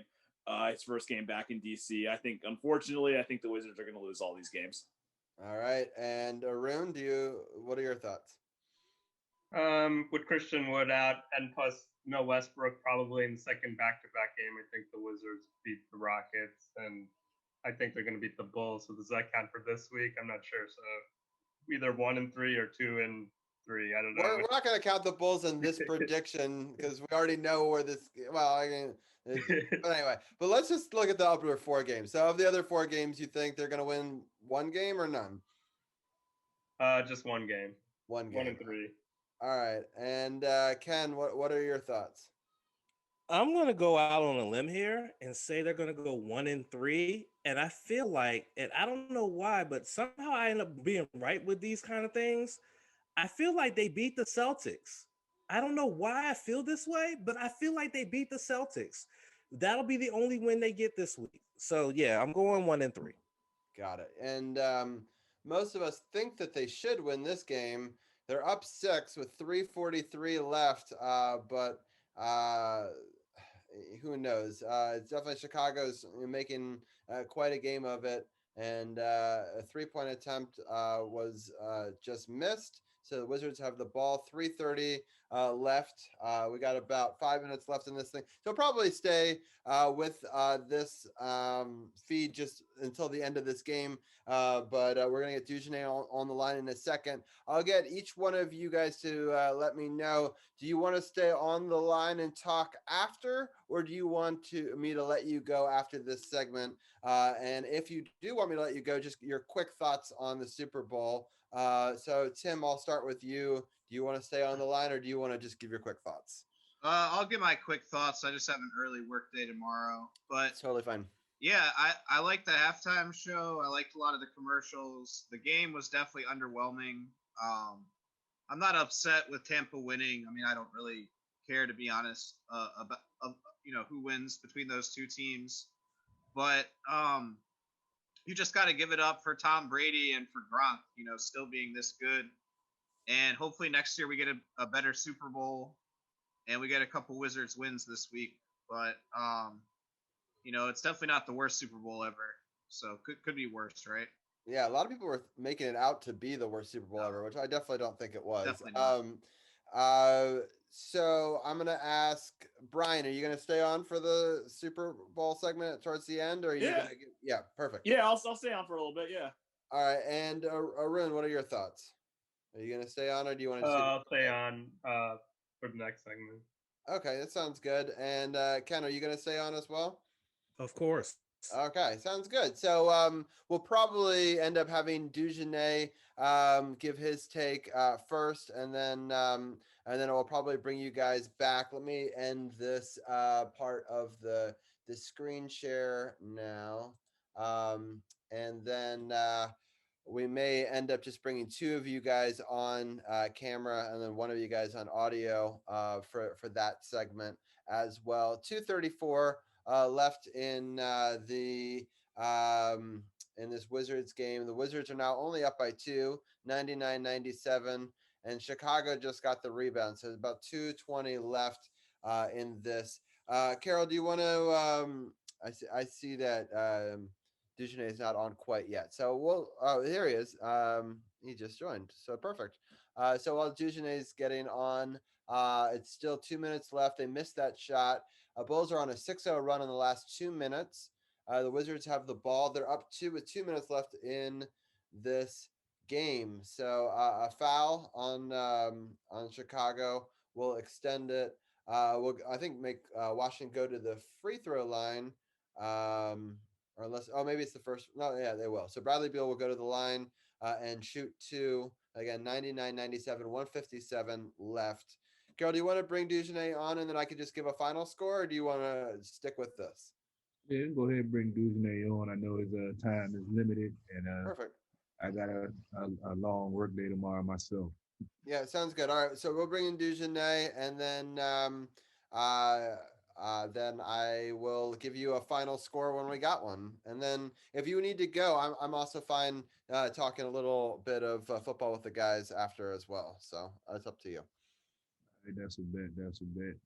Yeah, it was an interesting Super Bowl. We all talked about Tampa Bay dominating this game. I didn't get a chance to get a good look at it. I was watching on my phone when I was doing the other show and a smaller TV. But the one constant that I saw was Todd Bowles getting pressure on Patrick Mahomes every play. It's like he sent somebody to try to disrupt their timing. And we asked how would they be able to stop that explosive offense. And I think Todd Bowles had a great answer. And we always say defense wins championships. You mentioned earlier, Robbie, Tom Brady's going to get all the credit. But I feel the MVP of this game was Todd Bowles and his defensive play caller. Dujanet, my brother, how are you doing tonight? And what are your thoughts on this Super Bowl? I'm doing good, man. And, much of the same. It's just defense overwhelmed. I felt like Kansas City, though, wasn't necessarily prepared. I thought they continued to beat their heads against the wall trying to do some of the same things that just weren't working. You look at some of the things that were constant with Todd Bowles' defense, where the safeties were deep. So if the safeties are deep, you have to do something in order to get them to bite, to suck up a little bit, to get the linebackers to suck up, because you already had the aggressive play of the linebackers. They were making plays, getting sacks, stopping the run, but they didn't utilize the tight ends very well. I felt like they didn't utilize the speed of Tyreek Hill and those wide receivers very well in the short game and slant game. Just dinking and dunking, picking them apart, causing those guys to step up just a little bit, and then you can start hitting them over the top. Maybe you needed to go a little no huddle, but I felt like Kansas City wasn't prepared. They were overwhelmed and never really changed their style of what they were trying to do until it was too little, too late. And then by that time, it was pretty much in the hands of the Tampa Bay defense. But Tampa Bay did what they needed to do and what they have been doing defensively, and that's getting on top of people early, allowing Tom Brady to go in and get a couple scores. And I think we also understand that Kansas City, you've seen it when they have had to play from behind. They're not very good at it. Their defense is not very good at it either when they get behind. And it showed. In the second half, they didn't have to do anything but run the football, and they basically ran the same play over and over again. Basically run it up the right side. If it's not there, bounce it outside and hope the corner can't make the tackle or doesn't make a solid tackle. And I don't care who you got out there, Fournette or Jones. That's those two guys. If I'm a corner, I don't want to have to tackle them every time. So, it was a good game. It was a good strategy. Bruce Arians deserves it. Tom Brady deserves it. And that whole entire team, they worked their butts off. And they came out and did what they had to do and overwhelmed that Kansas City Chiefs offense and did a very good job of doing so.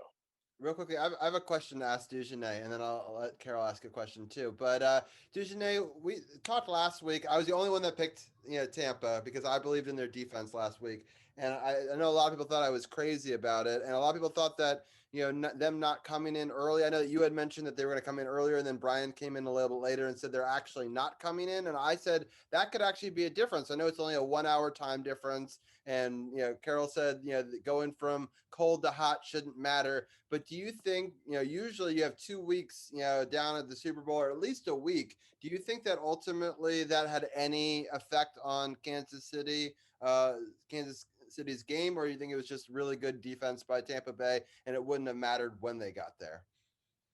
I don't know if it would matter when they got there. Of course, I'm sure they would like to be more comfortable, but then there's that additive where you can get too comfortable and you get relaxed and you're not really, you really kind of let the juices that are flowing initially kind of subside, and you have to get yourself hyped up for the game.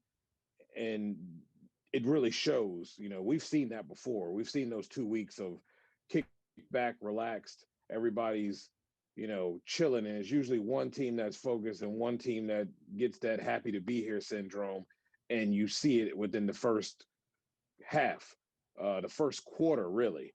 And I thought both teams, played tough in the first quarter. Both defenses were pretty solid, so I don't think that made a difference at all. I just think lack of adjustments really hurt them big time. And maybe some of the extracurricular activity with the accident with the young child being involved, maybe their minds weren't 100% focused on what needed to be done. But I just think, Tampa just eventually just took over the game, because the first half, both defenses were doing a pretty good job, containing the offenses. I totally agree. The first half was, like a chess match. They're trying to figure out, where the weakness or where they could take advantage of. And then just got to a point where Tampa's defense just was dictating the pace at every level. Like they didn't have any chance to get anything going in their offense. And like you say, the lack of adjustments of, going to the slant game or the quick passing game to try to get them away from that, some of that pressure all the time. And, like I said, too little, too late. But it was definitely an interesting Super Bowl. You know, no one expected. Well, like I said, I didn't expect it to be a 31-9 to see Kansas City's offense basically shut down and held to 3 field goals. But that's why I said you got to give a lot of props to Todd Bowles for what he did. You know, calling the game and making it uncomfortable for them. With the child, there was an accident that definitely could have played, a role in their preparation, thought process, and getting outplayed like they did. But you never know. It, that's the funny thing about sports. You can do so much, but when real life hits it, it's hard to focus and sometimes focus on what you're supposed to do and how you're supposed to do it. So it was just to me it was I haven't well like I said I'm gonna go back and watch the whole thing on the big screen and see every some of these plays and calls that they were missed. Losing Al, I asked you, did you see any glaring referee errors in this game? I've heard it from both sides. Some said it was officiated okay, and some said it was horrible. No, I'm not gonna say it was officiated okay. I'll say this: a lot of the holds and PI calls were very one-sided. I mean, there wasn't anything egregious that was going on that wasn't happening on the other side of the ball defensively. I've even heard commentators saying they were grabbing jerseys. I mean, please show me where the jerseys were being grabbed. Both the defender and the wide receiver were handsy. It's the Super Bowl. It really didn't impede. Some of them did not impede the individual from getting the ball because the ball was not catchable. So I don't agree with a lot of those holds and PIs that happened. With that said, though, and I tweeted this out in the second half, it is what it is. And we've talked about this ad nauseum, Carol, when we're talking about Washington fans. It is what it is. Now it's time you got to make an adjustment and figure out what not to do. You understand what they're calling, so don't do it. You're going to have to make an adjustment, whether it's coaching, whether it's the players on the field. The adjustments have to be made. I thought one thing that really took them over the top is that they were starting to bicker with each other about the way the game was being called. Okay, yeah, some of it was unfair. It gave Tampa second chance opportunities, but then look on the other side of the ball when they had opportunities, their offense did absolutely zero, zilch, nada. So either way, you can say what you want, but they didn't put enough points on the board when they had the opportunities. And when they got inside the red zone, they either turned it over or they severely choked. So, it is what it is. I don't know, but no, I don't agree with a lot of the calls. But I mean, that's been this season. I mean, you see some of the people, the head ref that's there. How did he get there? He was a part of a lot of miscues and awful calls. A lot of people on that staff were a lot better than him, but definitely I didn't see why he should be there. So, I mean, it is what it is, and that's been the NFL. That's been the NFL this year, and players got to make adjustments, and they absolutely did not make adjustments when necessary, and it kept getting called. That's the only thing I can say is they were consistent in calling the wrong thing. So when they're going to call it, what are you going to do about it? The only thing you can do is make an adjustment, even when it's not correct. That's how they're calling it, and you have to live with it. So I just thought they got too much in their feelings, and that played a part. But other than that, man, Tampa just abused them. They really did abuse them, and they took advantage of it. The funny thing is Tom just thought he just took it right to the Honey Badger.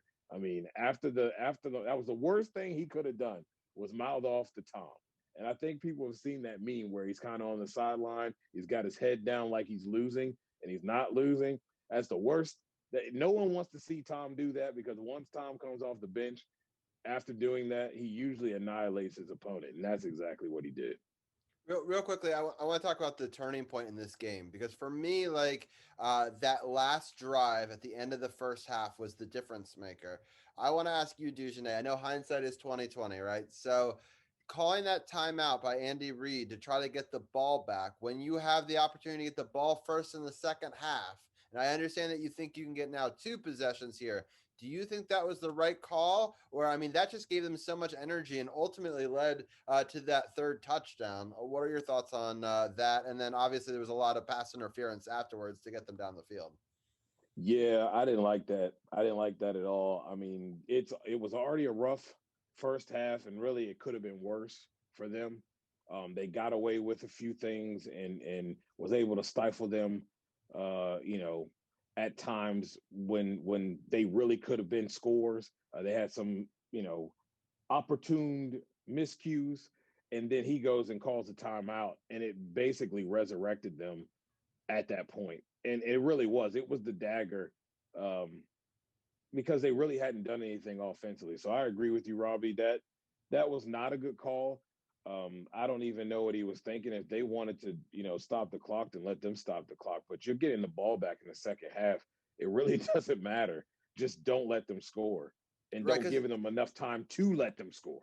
yeah, because like if they score on the first drive of the second half and the Patriots don't march down the field there, it's a 13-14 game. It's Yep. very different than a 21-6 game. And I Yep. think, you know, ultimately, for me, that was the turning point in the game. I don't know if Carol, if you have any thoughts on that.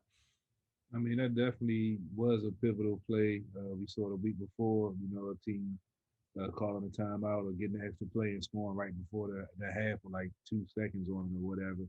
So that definitely was a big momentum swing, and it did change the whole complexion of the game after that. Because, like I said, it's a big difference from going down, you know, what they 21-6 as in the 14-13. And at that point, you know, Tampa knew that they had to throw the ball, so then they just started pinning their ears back even more, and then it just get out of hand after that. Yeah, Yep. for sure. I want to just give a quick scoring update. The Wizards were able to win. They basically didn't have any field goals over the last 5 minutes, but somehow, or like barely any, but they somehow were able to find a way to gut out a victory. They probably should have lost that game. There was a questionable no call and a foul down low at the very, very end there, but they were able to win this game 105-101. I'll get the guys' takes afterwards on that crazy finish, but I just wanted to give a quick scoring update. But Carol, I'll let you ask Dujanay another question. I know that Dujanay's time is short, so I want to be wary of that. No, yeah, we just gonna know. I mean, everybody's seeing the game, everybody knows and had their reaction. So, you know, we just giving our quick recap. Based on what we saw from this Tampa Bay team, we know Tom has another year on his contract. He's talking about playing till he's 45. And you think he's going to come back, and they think that this team will be able to repeat and get Tom his 8th ring? You know, he said he was coming back in the post game. He said he was coming back. They're going to run it back.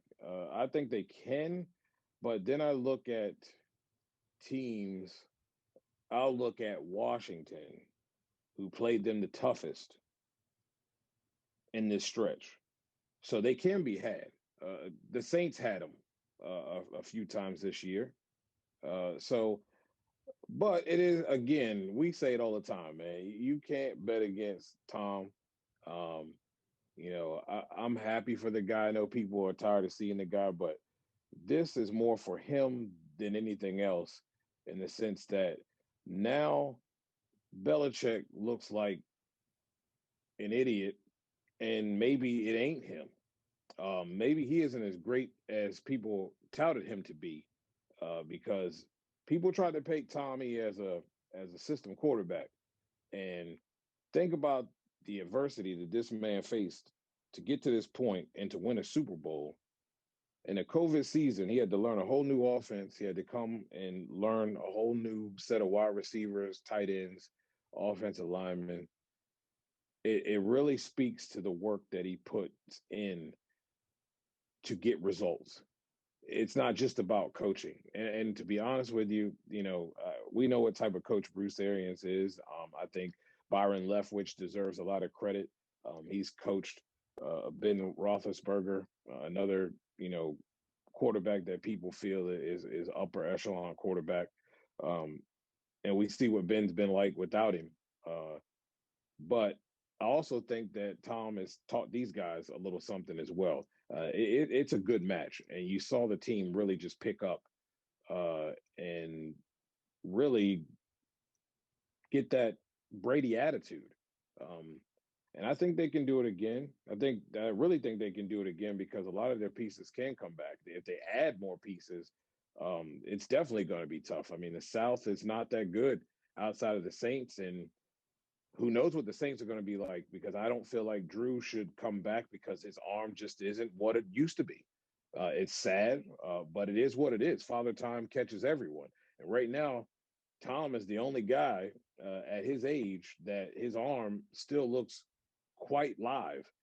We even Peyton didn't look live at the end. And I know he had some neck issues, etc. But we know guys, even Brett's arm didn't look too live towards the end. So he still got it. He played 16 games, and I think he can at least go one more year. Yeah, I think you have to look and see how he ends next year, whether it's back at the Super Bowl or not. But at this point, I say he could play until he's 45. The way he's taking care of himself, I think proves it as such, and he hasn't shown that he's slowing down yet. So I guess it's something to keep an eye on. But if asking that today, sure, that guy most definitely can come back. I think they would give him a contract extension if he plays well next year, even if they don't make it, if they get close. And I think he could play till he's 45. Real quickly, Mike Evans came out today, and his coach did too, saying that he's willing to take a pay cut to try to keep the band together. So clearly, Brady's got them all believing that they could all just come back. And Gronkowski, even though he retired and took some time away, which is good because probably good for his body, he's only 31, right? So Yep. he could come back. Antonio Brown potentially could come back. It's just really interesting if they can keep the band together, which is rare in the NFL. But I think that they really want to win more than make money right now, which is really an impressive thing. One question I had for you, Dujanay, and I don't know systems enough to be able to tell this. Did they build, is the Tampa Bay system the same as it was before Tom got there, or did they try to take a lot of what the Patriots did and just replicate that here? Or is it really a very different system? I think it's definitely different. There's a lot of things you see that they like to do. There's some things they know that Tom does very well. Those outside post to the sideline type throws. Those are teardrop throws. He loves those. They have a couple things that they sprinkle in. Of course, every coach does that with their quarterback, knowing what they do well. But there's a lot of things that basically it's just the way Tampa runs the ship. And he's bought in, he's learned this offense, and he's done an excellent job of executing it. And I think you have to give Bruce Arians credit. It's something a lot of coaches should be doing. It's not really about your system. I mean, we've talked about it a lot on this show, Robbie, and that's it's not a lot about your system. It's about what your quarterback does well. And if you can do that, and then you can kind of build off of those things that he does well, then you might see your quarterback get into a rhythm and be a better player because you're utilizing the things he does well, and then you're doing things that are subsidiaries off of what he does well that can kind of expand his game a little bit. Obviously, we're talking about a veteran and one of the best to play this game, but it doesn't matter who you got. If you do that, you give yourself an excellent chance to win. And one thing that's important for them, they have a lot of weapons that he can throw to. And those guys aren't necessarily guys that people think of as being, guys that are threats. But Godwin, Evans, I think what's the tight end's name? Can't think of his I name keep on now. calling him Baby Gronk, but I don't know what his actual name was. Right. Number But he's been a 84, threat. he was a problem. 84, yeah. He's been a threat. They have combinations. And you look at those big backs in Fournette and Jones. That's a tough combo, man. That's tough to stop. They beat you up, throwing the football to the tight ends, and they wallop you. And then the running backs, they wallop you. And if you allow them to get into a rhythm, they wear you down. And Tom hits you with those big ones over the top, whether it's to Gronk, Evans, or AB. and they get the job done. Godwin has gotten in there and got some big ones, big streaks down the field as well. So I think they've done a little bit of everything to try to bring this together, but I don't think they've tried to emulate what they did in New England at all. I think this is a collaborative effort, and there's a few things sprinkled in, but this is pretty much Tampa's offense. Yeah, It's Cameron Brate was his name. I looked it up. There you go. Thank you.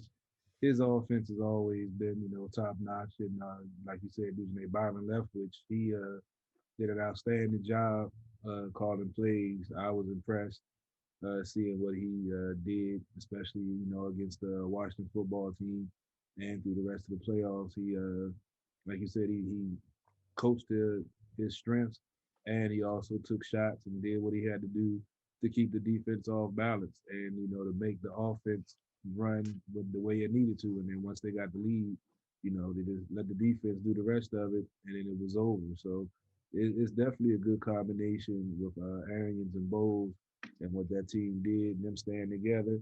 I think they can go on a run, but like I said, like we spoke about, the Washington football team played them the toughest, and I still feel like some of those non-calls and second chances that they gave them in that game allowed them to progress. So I would love to see them match up again next year and see how things go. Hopefully the Washington football team don't make some of the same mistakes they did this year, but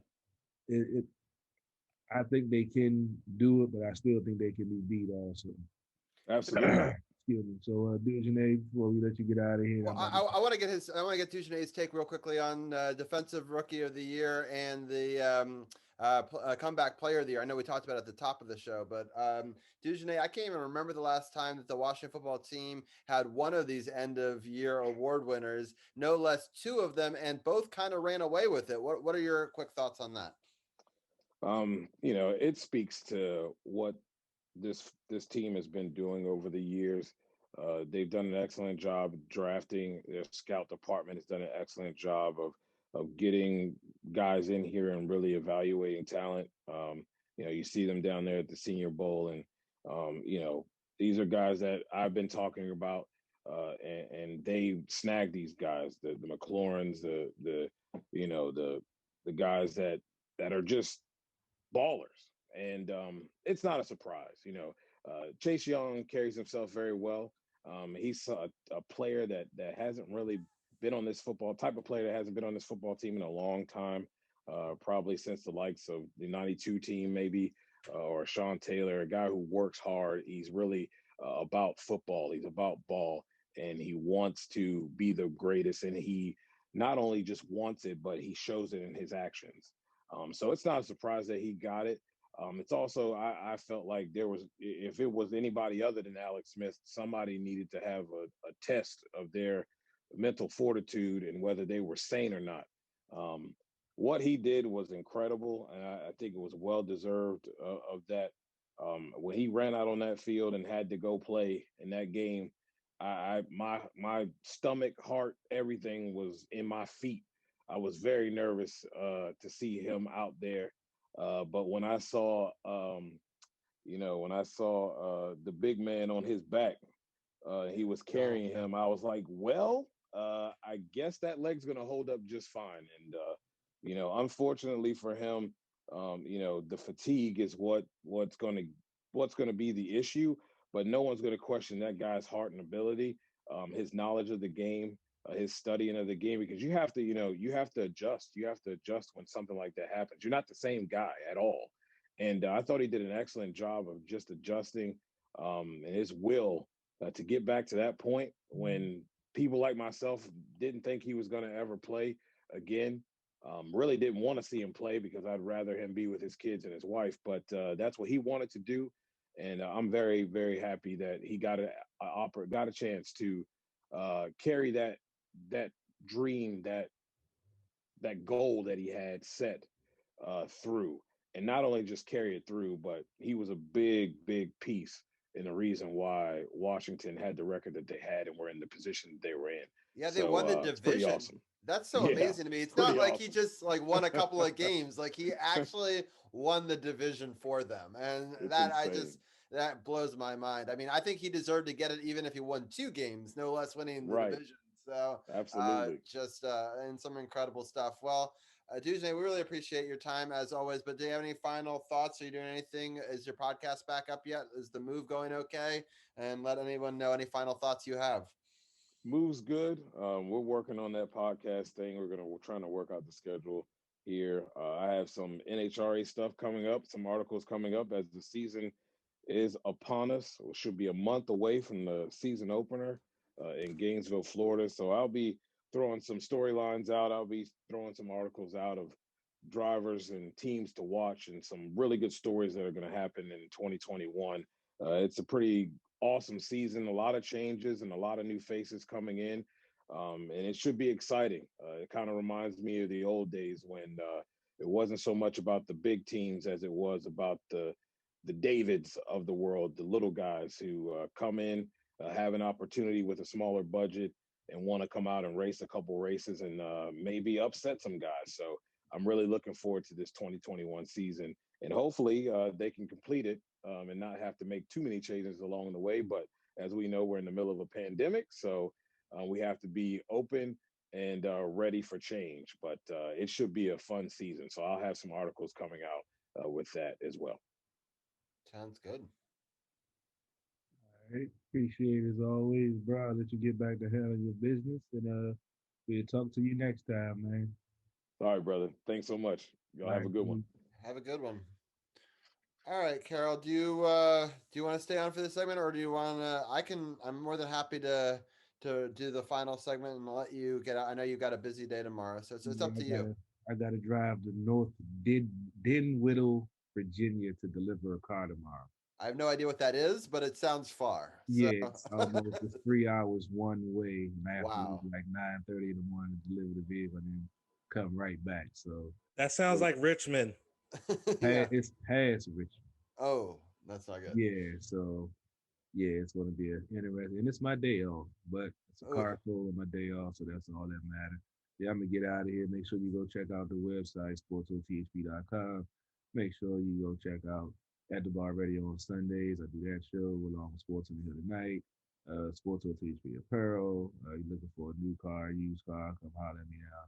Waldorf Honda 2450 Crane Highway. I'm too tired to go through anything else, man. You did enough. I mean, they can follow you on Facebook, and you've got plenty of links and videos and lots of great content. So it's all there. Yeah, so I'm just about to get out of here. No video tonight. I'm just shutting the feed down. So y'all have a good rest of the show, and I'm out. Sounds good. Thank you, CP3. We appreciate your time as always, and we'll bring in the rest of the team here.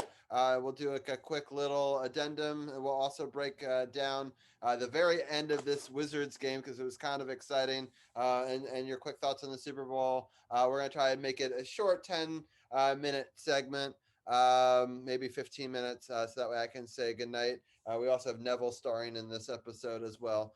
All right, real quickly, I want to get your thoughts on this Wizards ending, and then we'll go back to the Super Bowl. Ken, they basically went super cold and got very lucky with some non-calls down the stretch. What were your thoughts on that crazy ending in the Wizards game? Defense! Finally, defense won the day. And yes, they did go cold. They ended up with 0 field goals. At one point, they had 0 field goals in over 4 minutes. Yet they still found a way to win this game. And the reason why they won this game, yeah, there were non-calls, but defense. This is where you make your money, and this is where you win basketball games, is being able to stop the other team from scoring buckets. Yeah, you can go down and score buckets, but not trading buckets is the way you win ball games in this league.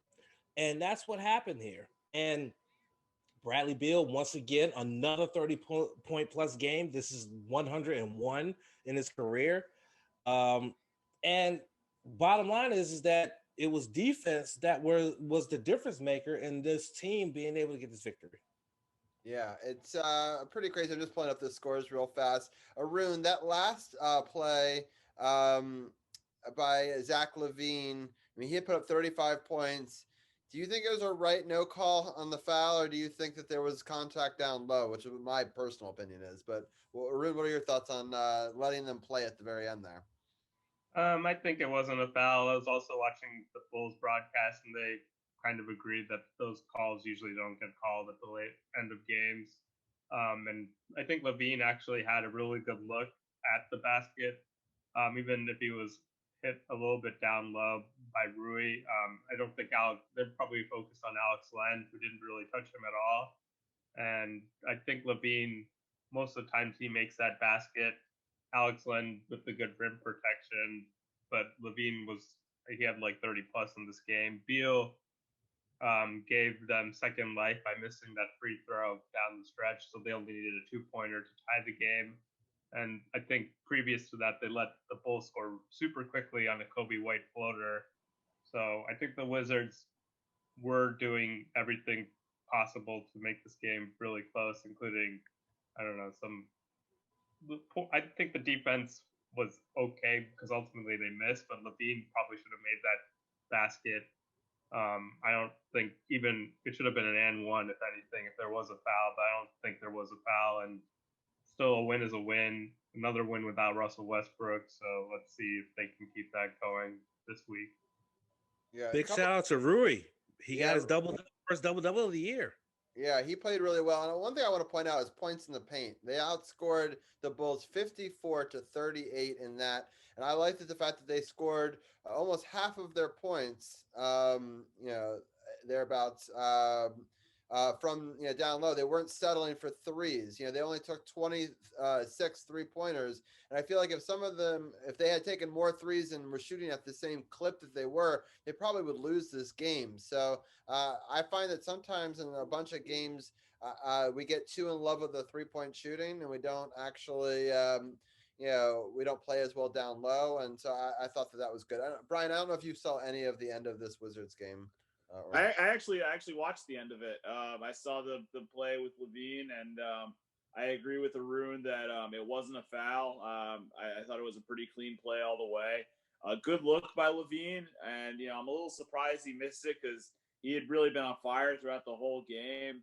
And like Arun said, Beal missed that free throw, which opened the door. But the Wizards get lucky. They have a terrible shooting down the stretch. Not scoring a field goal for over 4 minutes is not good, but you'll take the wins. At this point, I think you'll take the wins whenever you can get them. And this was a good win to have. So the field goal percentage was exactly even. I'm looking at this right now. They both shot 36 for 85, which is so rare to see the exact same stats on both sides on that. Obviously, the Bulls took more threes and they made more threes, but ultimately, I'm sure it came down to free throws, and it did. The Wizards were able to make 7 more free throws. But on many more attempts. So they obviously went to the line 12 more times. And so that's a difference maker. Rebounds is pretty even. Both teams had 10 offensive rebounds, and the Bulls out-rebounded them by 2. The assists were even. So it was a pretty even game throughout. So obviously making some of those additional free throws, even if it wasn't a high percentage, ultimately was probably a difference maker in this game. But overall, a really good game. So let's quickly get each one of your takes on the Super Bowl. I know some people thought it was a great game. Some people hated it. Some people loved the weekend. Some people hated the weekend. Some people made jokes about people's having jock straps on their face during the weekend. So it was a very, I think, polarizing Super Bowl in a lot of ways, just in like people's enjoyment of it. I'll just speak personally. I really liked it. I thought the weekend halftime show was great. I think the levels were a bit off at certain times, and so you couldn't hear him. It was a little soft. I think, but that's tough with these live events, and you could tell that it's really live, because if it wasn't, that would have sounded perfect. I think overall the commercials were okay, but I didn't have a whole lot of memorable ones. I thought the first half of the football game was way better. We talked about it in the previous segment. I think ultimately Let me stop the screen share here. But ultimately, for me, there was a lot. That was a bad play at the very end of the first half to call that timeout and give Tom Brady that drive. And we talked about it before just a few minutes ago. I think that really changed momentum. But I was really impressed. I thought that the calls were a little questionable at times in the first half with some of these uncatchable balls. But in the second half, I just thought the Tampa Bay's defense, which I had talked about earlier, both this week and before, and on a couple other shows, Tampa Bay's defense came through, and you really can't blame the officials in the second half. I think it was really just a I thought it was a really good defensive effort by Tampa Bay that gets a little overlooked. Everyone wants to talk about Tom Brady. But for me, it was Tampa Bay's defense that ultimately led them to victory. And I thought it was pretty funny that the 3 touchdowns in the first half were all ex-New England Patriots. Basically,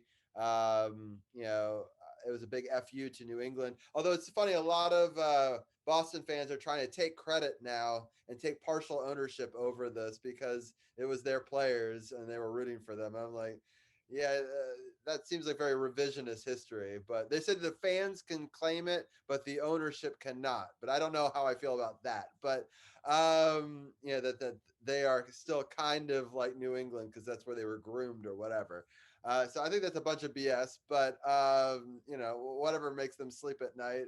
And I was happy to see that a lot of New England fans ended up rooting for Tampa Bay. Some didn't, but many of them felt like it wasn't Tom Brady's fault or anything that he didn't come back, that was really ownership's decision. And they really like Gronk and Tom. And so they wanted to root for them to get another ring together. But I'll go around the horn and get each of your thoughts on the Super Bowl. I'm going to start off with Brian Brennan. What were some of your takes on it? I know that you probably talked about it today on your podcast, but if you want to give your brief thoughts on it. Well, it's funny you mentioned how Boston fans feel about Tom Brady and the Rob Gronkowski winning the Super Bowl last night, because I actually had a Boston fan on my podcast today, and Ethan Winter, and he was very, very happy for Tom Brady to win this 7th Super Bowl win. And I think a lot of people are really, my personal thought on the Super Bowl was, I thought the game was really not good. I didn't think it was ever really close. Even when Kansas City briefly took the 3-0 lead, I never really had any doubt. You talked about the former Patriot connection, Gronk and Antonio Brown getting those touchdowns really set the tone. And then the defense really just cruised in the second half for Tampa Bay. This was really an easy victory. I'm surprised. I really thought the Chiefs were going to win. I thought they were going to run it back. But very surprising effort from Tampa Bay. Just absolutely crushed them the way they did. Wasn't even close.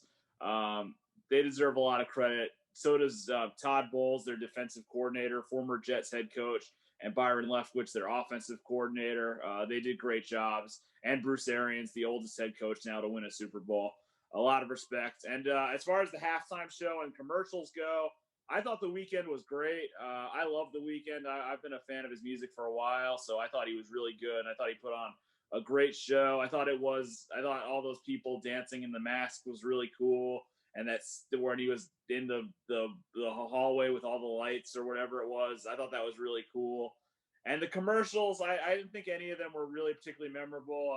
The Will Ferrell one was great. The Jason Alexander sweater, I thought that one was really good. There were some good ones, but overall, I think this was kind of a mess Super Bowl. Wasn't the worst Super Bowl of all time, but at the end of the day, it's a quarantine COVID Super Bowl. We had to make the best of it, and we did the best of what we could. A kind of so-so game, so-so commercials, but a good halftime show. Right. I was thinking about you while I was having wings, and Liz made cupcakes. And I'm so jealous. I wish that I could have shared it with all of you guys and had you guys over per usual. But, it is what it is. I thought for a whole host of reasons, I thought it was fine. I am a big fan of The Weeknd. It's funny that it seems like if you're a fan of The Weeknd, you liked it. If you didn't know who The Weeknd was, you probably thought it was odd. But I did think it was kind of cool that they were able to incorporate masks into the design, so it wasn't so obvious that they were all wearing like masks, like like medical masks or something. So I thought that was really cool. I want to go to Arun next. First, I want to congratulate you for winning the playoff bracket. I'll be totally honest. I forgot to put my picks in for the last week, but I'm kind of happy about it because I said on air last week that if I was going to do the picks, I would pick Kansas City, but I believe Tampa Bay was going to win. And so I'm happy I didn't now. So when I didn't have the picks in and I realized it, I said, hey, now I can really root for Tampa Bay. And I could be the only person on this podcast that actually believed in Tampa Bay. We all thought there was a chance, but no one actually took him. But Arun, congratulations. You were able to actually tie my father-in-law, Tommy. And shout out to Tommy. He was had back surgery this past week. So I hope that he is feeling better. He was discharged today, so he's doing better. But I was impressed that he was able to at least get a share of the championship from a hospital bed. So congrats on him on that. But it's funny. I think everybody still picked Kansas City. I know that Arun, you picked Kansas City in your pick'em. What are your thoughts on the Super Bowl? Yeah, for me, I usually get the Super Bowl pick wrong, so it's not really that surprising to me that Tampa Bay won.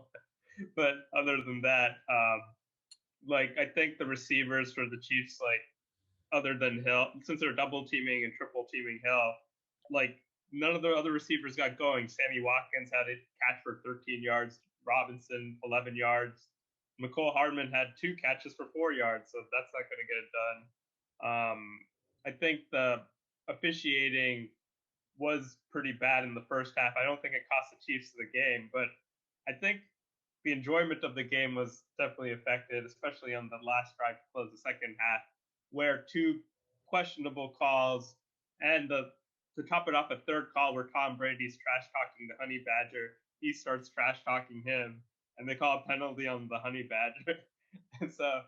And I don't even think that cost the Chiefs the game, but it did affect my enjoyment because I think, like you, I thought this game was pretty much a done deal after the first half, and it didn't ever feel close. I guess you could talk yourself into the Chiefs having a comeback because they are that explosive and they have come back before. But Mahomes looked injured in the second half. And as for the weekend, I think I didn't enjoy most of it until the last song, Blinding Lights. But that was just me. People enjoyed it, that's good by them. But just the sound quality wasn't good. The visuals weren't doing it for me. But the last song I enjoyed. And I think I'm with Ken. Maybe I just might tune out of the halftime shows in the future. Yeah, I know Ken's not a fan, but Ken, congratulations on me not playing the last week, and it helped you get third place. So that was good.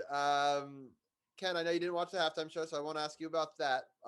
But the game in general, it wasn't what we thought it was going to be. But your overall take. Okay, so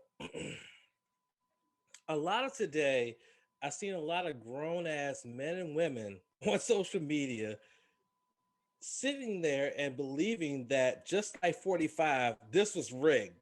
And I want to just say, how can this be rigged when the Kansas City offense couldn't do nothing but get 9 points off of field goals? How is it rigged? I just want to know. I'm really curious about that. How is it rigged when the Kansas City offense could only muster 9 points? I just want to know. Therefore, it wasn't rigged. It was not rigged. Now, I will grant you, officiating in the first half was kind of questionable.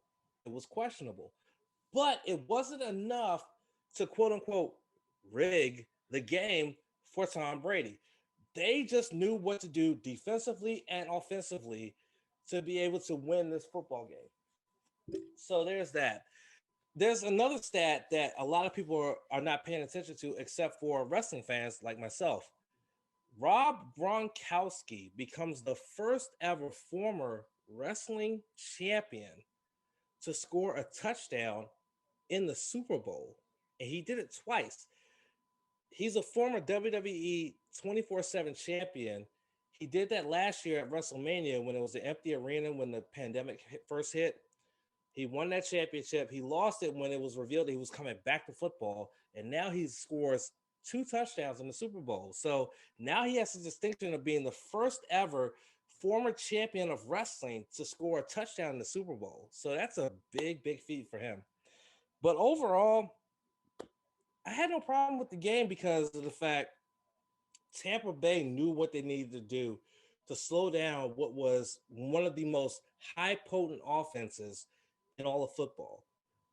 They didn't do a lot of blitzes. They just pressured with 4 and made Mahomes just sick in the backfield, especially given the fact they had an offensive line that was a patchwork offensive line with a lot of backups.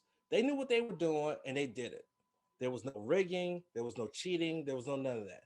Tampa Bay went out and won it fair and square. I picked Kansas City. I went with Kansas City, but we got what we got. Period. I got to go run and help Liz for 2 minutes. So I'm going to let each one of you guys go around and talk about the Defensive Player of the Year award and your take on the comeback player, because I know you guys didn't get an opportunity to talk about that. So Arun, I'll let you start and then just I'll get all of your takes and I'll be right back. Yeah, it was nice that Chase Young got Defensive Rookie of the Year. I thought in the Super Bowl, and then the first time, not the Super Bowl, the first round of the playoffs, he didn't really have an effect in the playoff game against Tampa Bay, but he's still a rookie. He'll get better. He showed in the second half of the season what a stud he can be. He only had 8.5 sacks, but that doesn't really show what kind of impact he had on the field. And Alex Smith, it was just a good story that he came back. He played his best game of the season, I think, in that Steelers game where Carroll predicted that the Washington would win that game.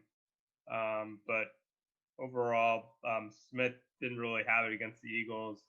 It was weird that Heineke actually played well against the Tampa defense. Granted that they were without Devin White, but it'll be interesting to see what role Alex Smith will have going forward with this team. He'll likely be back because if they cut him, Washington will take a huge salary cap hit. Yeah, those are my thoughts. I guess Chase Young, he's going to be a really good player down the line. Yeah, it's funny that people were early on in the season, if they were listening to our show, people were like, oh, he's a bust because like the first couple of weeks he wasn't doing much. I'm like, you got to give him a little time to acclimate. And then, of course, then he ran away with it. I just, I'll ask Ken, do you remember a time where Washington football team players run away with any of these end of season awards? Not at all. No, not at all. And I also remember a lot of these so-called fans talking about that Chase Young was a bust, people that didn't believe in Alex Smith and didn't think that he would come back from what he came back from. And the fact that, I mean, these 2 awards are no surprise to me. Alex Smith suffered a devastating leg injury in 2018 and had multiple surgeries. I was there. I saw the game live. Fuck yeah, no. I watched it on TV and it was just like, oh no, baby. I'm kind of happy I was there because we were way up top, so you didn't see the million replays that you would see on like TV with the different angles. So I'm kind of thankful about that. But you didn't hear it like you heard when Joe Theismann's leg got cracked by Lawrence Taylor. So thankful for that. But I watched it live, and I think a lot of people thought that Alex Smith's career was over. And the fact that he was able to come back and go 5-2 as a starter, 2 years after that devastating leg injury, there's no way you could pick anybody else for comeback player of the year. And then Chase Young, everybody wrote him off early, given the fact that he had no all season, no OTAs, no training camp, and still was able to come out and have the type of season he had as a rookie. So, I mean, what else can you say about the awards that were earned by these two fantastic players for this team on a team that went to the playoffs? Yes, in a weak division, but they still were the better of the weak of this weak division. Period. Right. Brian, from the outsider's perspective, what were your thoughts on those two awards? I mean, Chase Young absolutely deserved Defensive Rookie of the Year. I mean, he was. I mean, I really, as a Giants fan, I wish we hadn't won those last two games and missed out on Chase Young, because he's going to be a force in this league for a really long time. Arun said only 8.5 sacks, but that actually sounds like a lot to me for a rookie. Like, to get 8.5 sacks your first year is really impressive. And Alex Smith, I mean, we've talked about it, how great of a story he is. I mean, I agree with what you said earlier, Robbie. If he had just played, 2 games, or he's still comeback player of the year, just considering what he came back from with the leg injury. He's an incredible story and an inspiration. And you're right, he really did help you win this division this year in a big way. Nothing but respect for, honestly, both Chase Young and Alex Smith, as far as I'm concerned. Sounds good. Well, we're gonna have to wrap it up here, so I'm gonna let Arun go real quickly. Arun, any final thoughts before we let you go? Yeah, the final thought is the last guy who won the end of season award was RG3, of course, in 2013. So that was kind of a layup, and I was going to touch on that was a layup. I did set you up very well. I was wondering if Ken would remember. So I knew that in the back of my head. So I'm happy that you picked up on that. So we've done this podcast enough times that I can set you up 2 questions ahead of time. So yeah, good job on that. And Arun, we'll definitely have you back on for Wizards Talk next week. We'll be a post-game show. This week it was a during game show, so it'll be interesting. Sure. Thanks for having me on. Sounds good. All right, Brian, let people know what happened on Upon Further Review with Brian Brennan this week. It's really hard to follow Arun. Arun's the best. He's the king of the outros. But today's Upon Further Review with Brian Brennan. We recapped the Super Bowl. Like I said, I had my friend and college roommate Ethan Winter on. He's from Boston and a huge Patriots fan, so he was able to talk about his perspective of Tom Brady winning his 7th ring, what it feels like. It was really good. And on Friday, we're going to have the roundtable again with Arun, Tim, and Mike. So that should be good.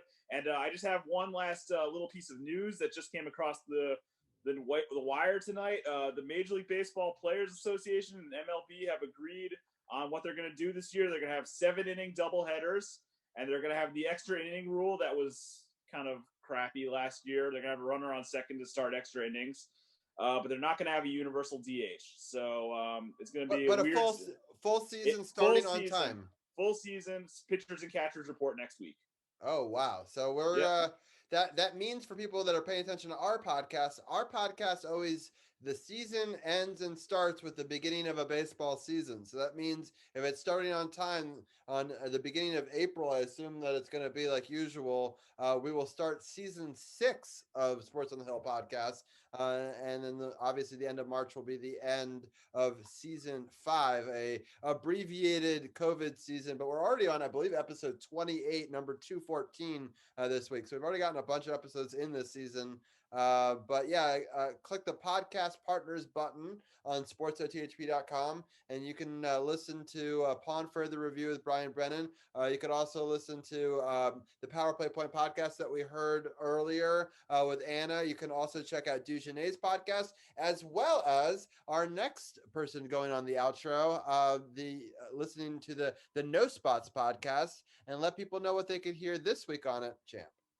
Right. So this week, we're going to be talking about This Week in Wrestling, of course, with Raw and SmackDown, AEW, and Impact, as well as some news and notes. And New Japan Pro Wrestling has got a big night coming up on Wednesday and Thursday night with new beginning in Hiroshima coming up. So we're going to talk about that as well.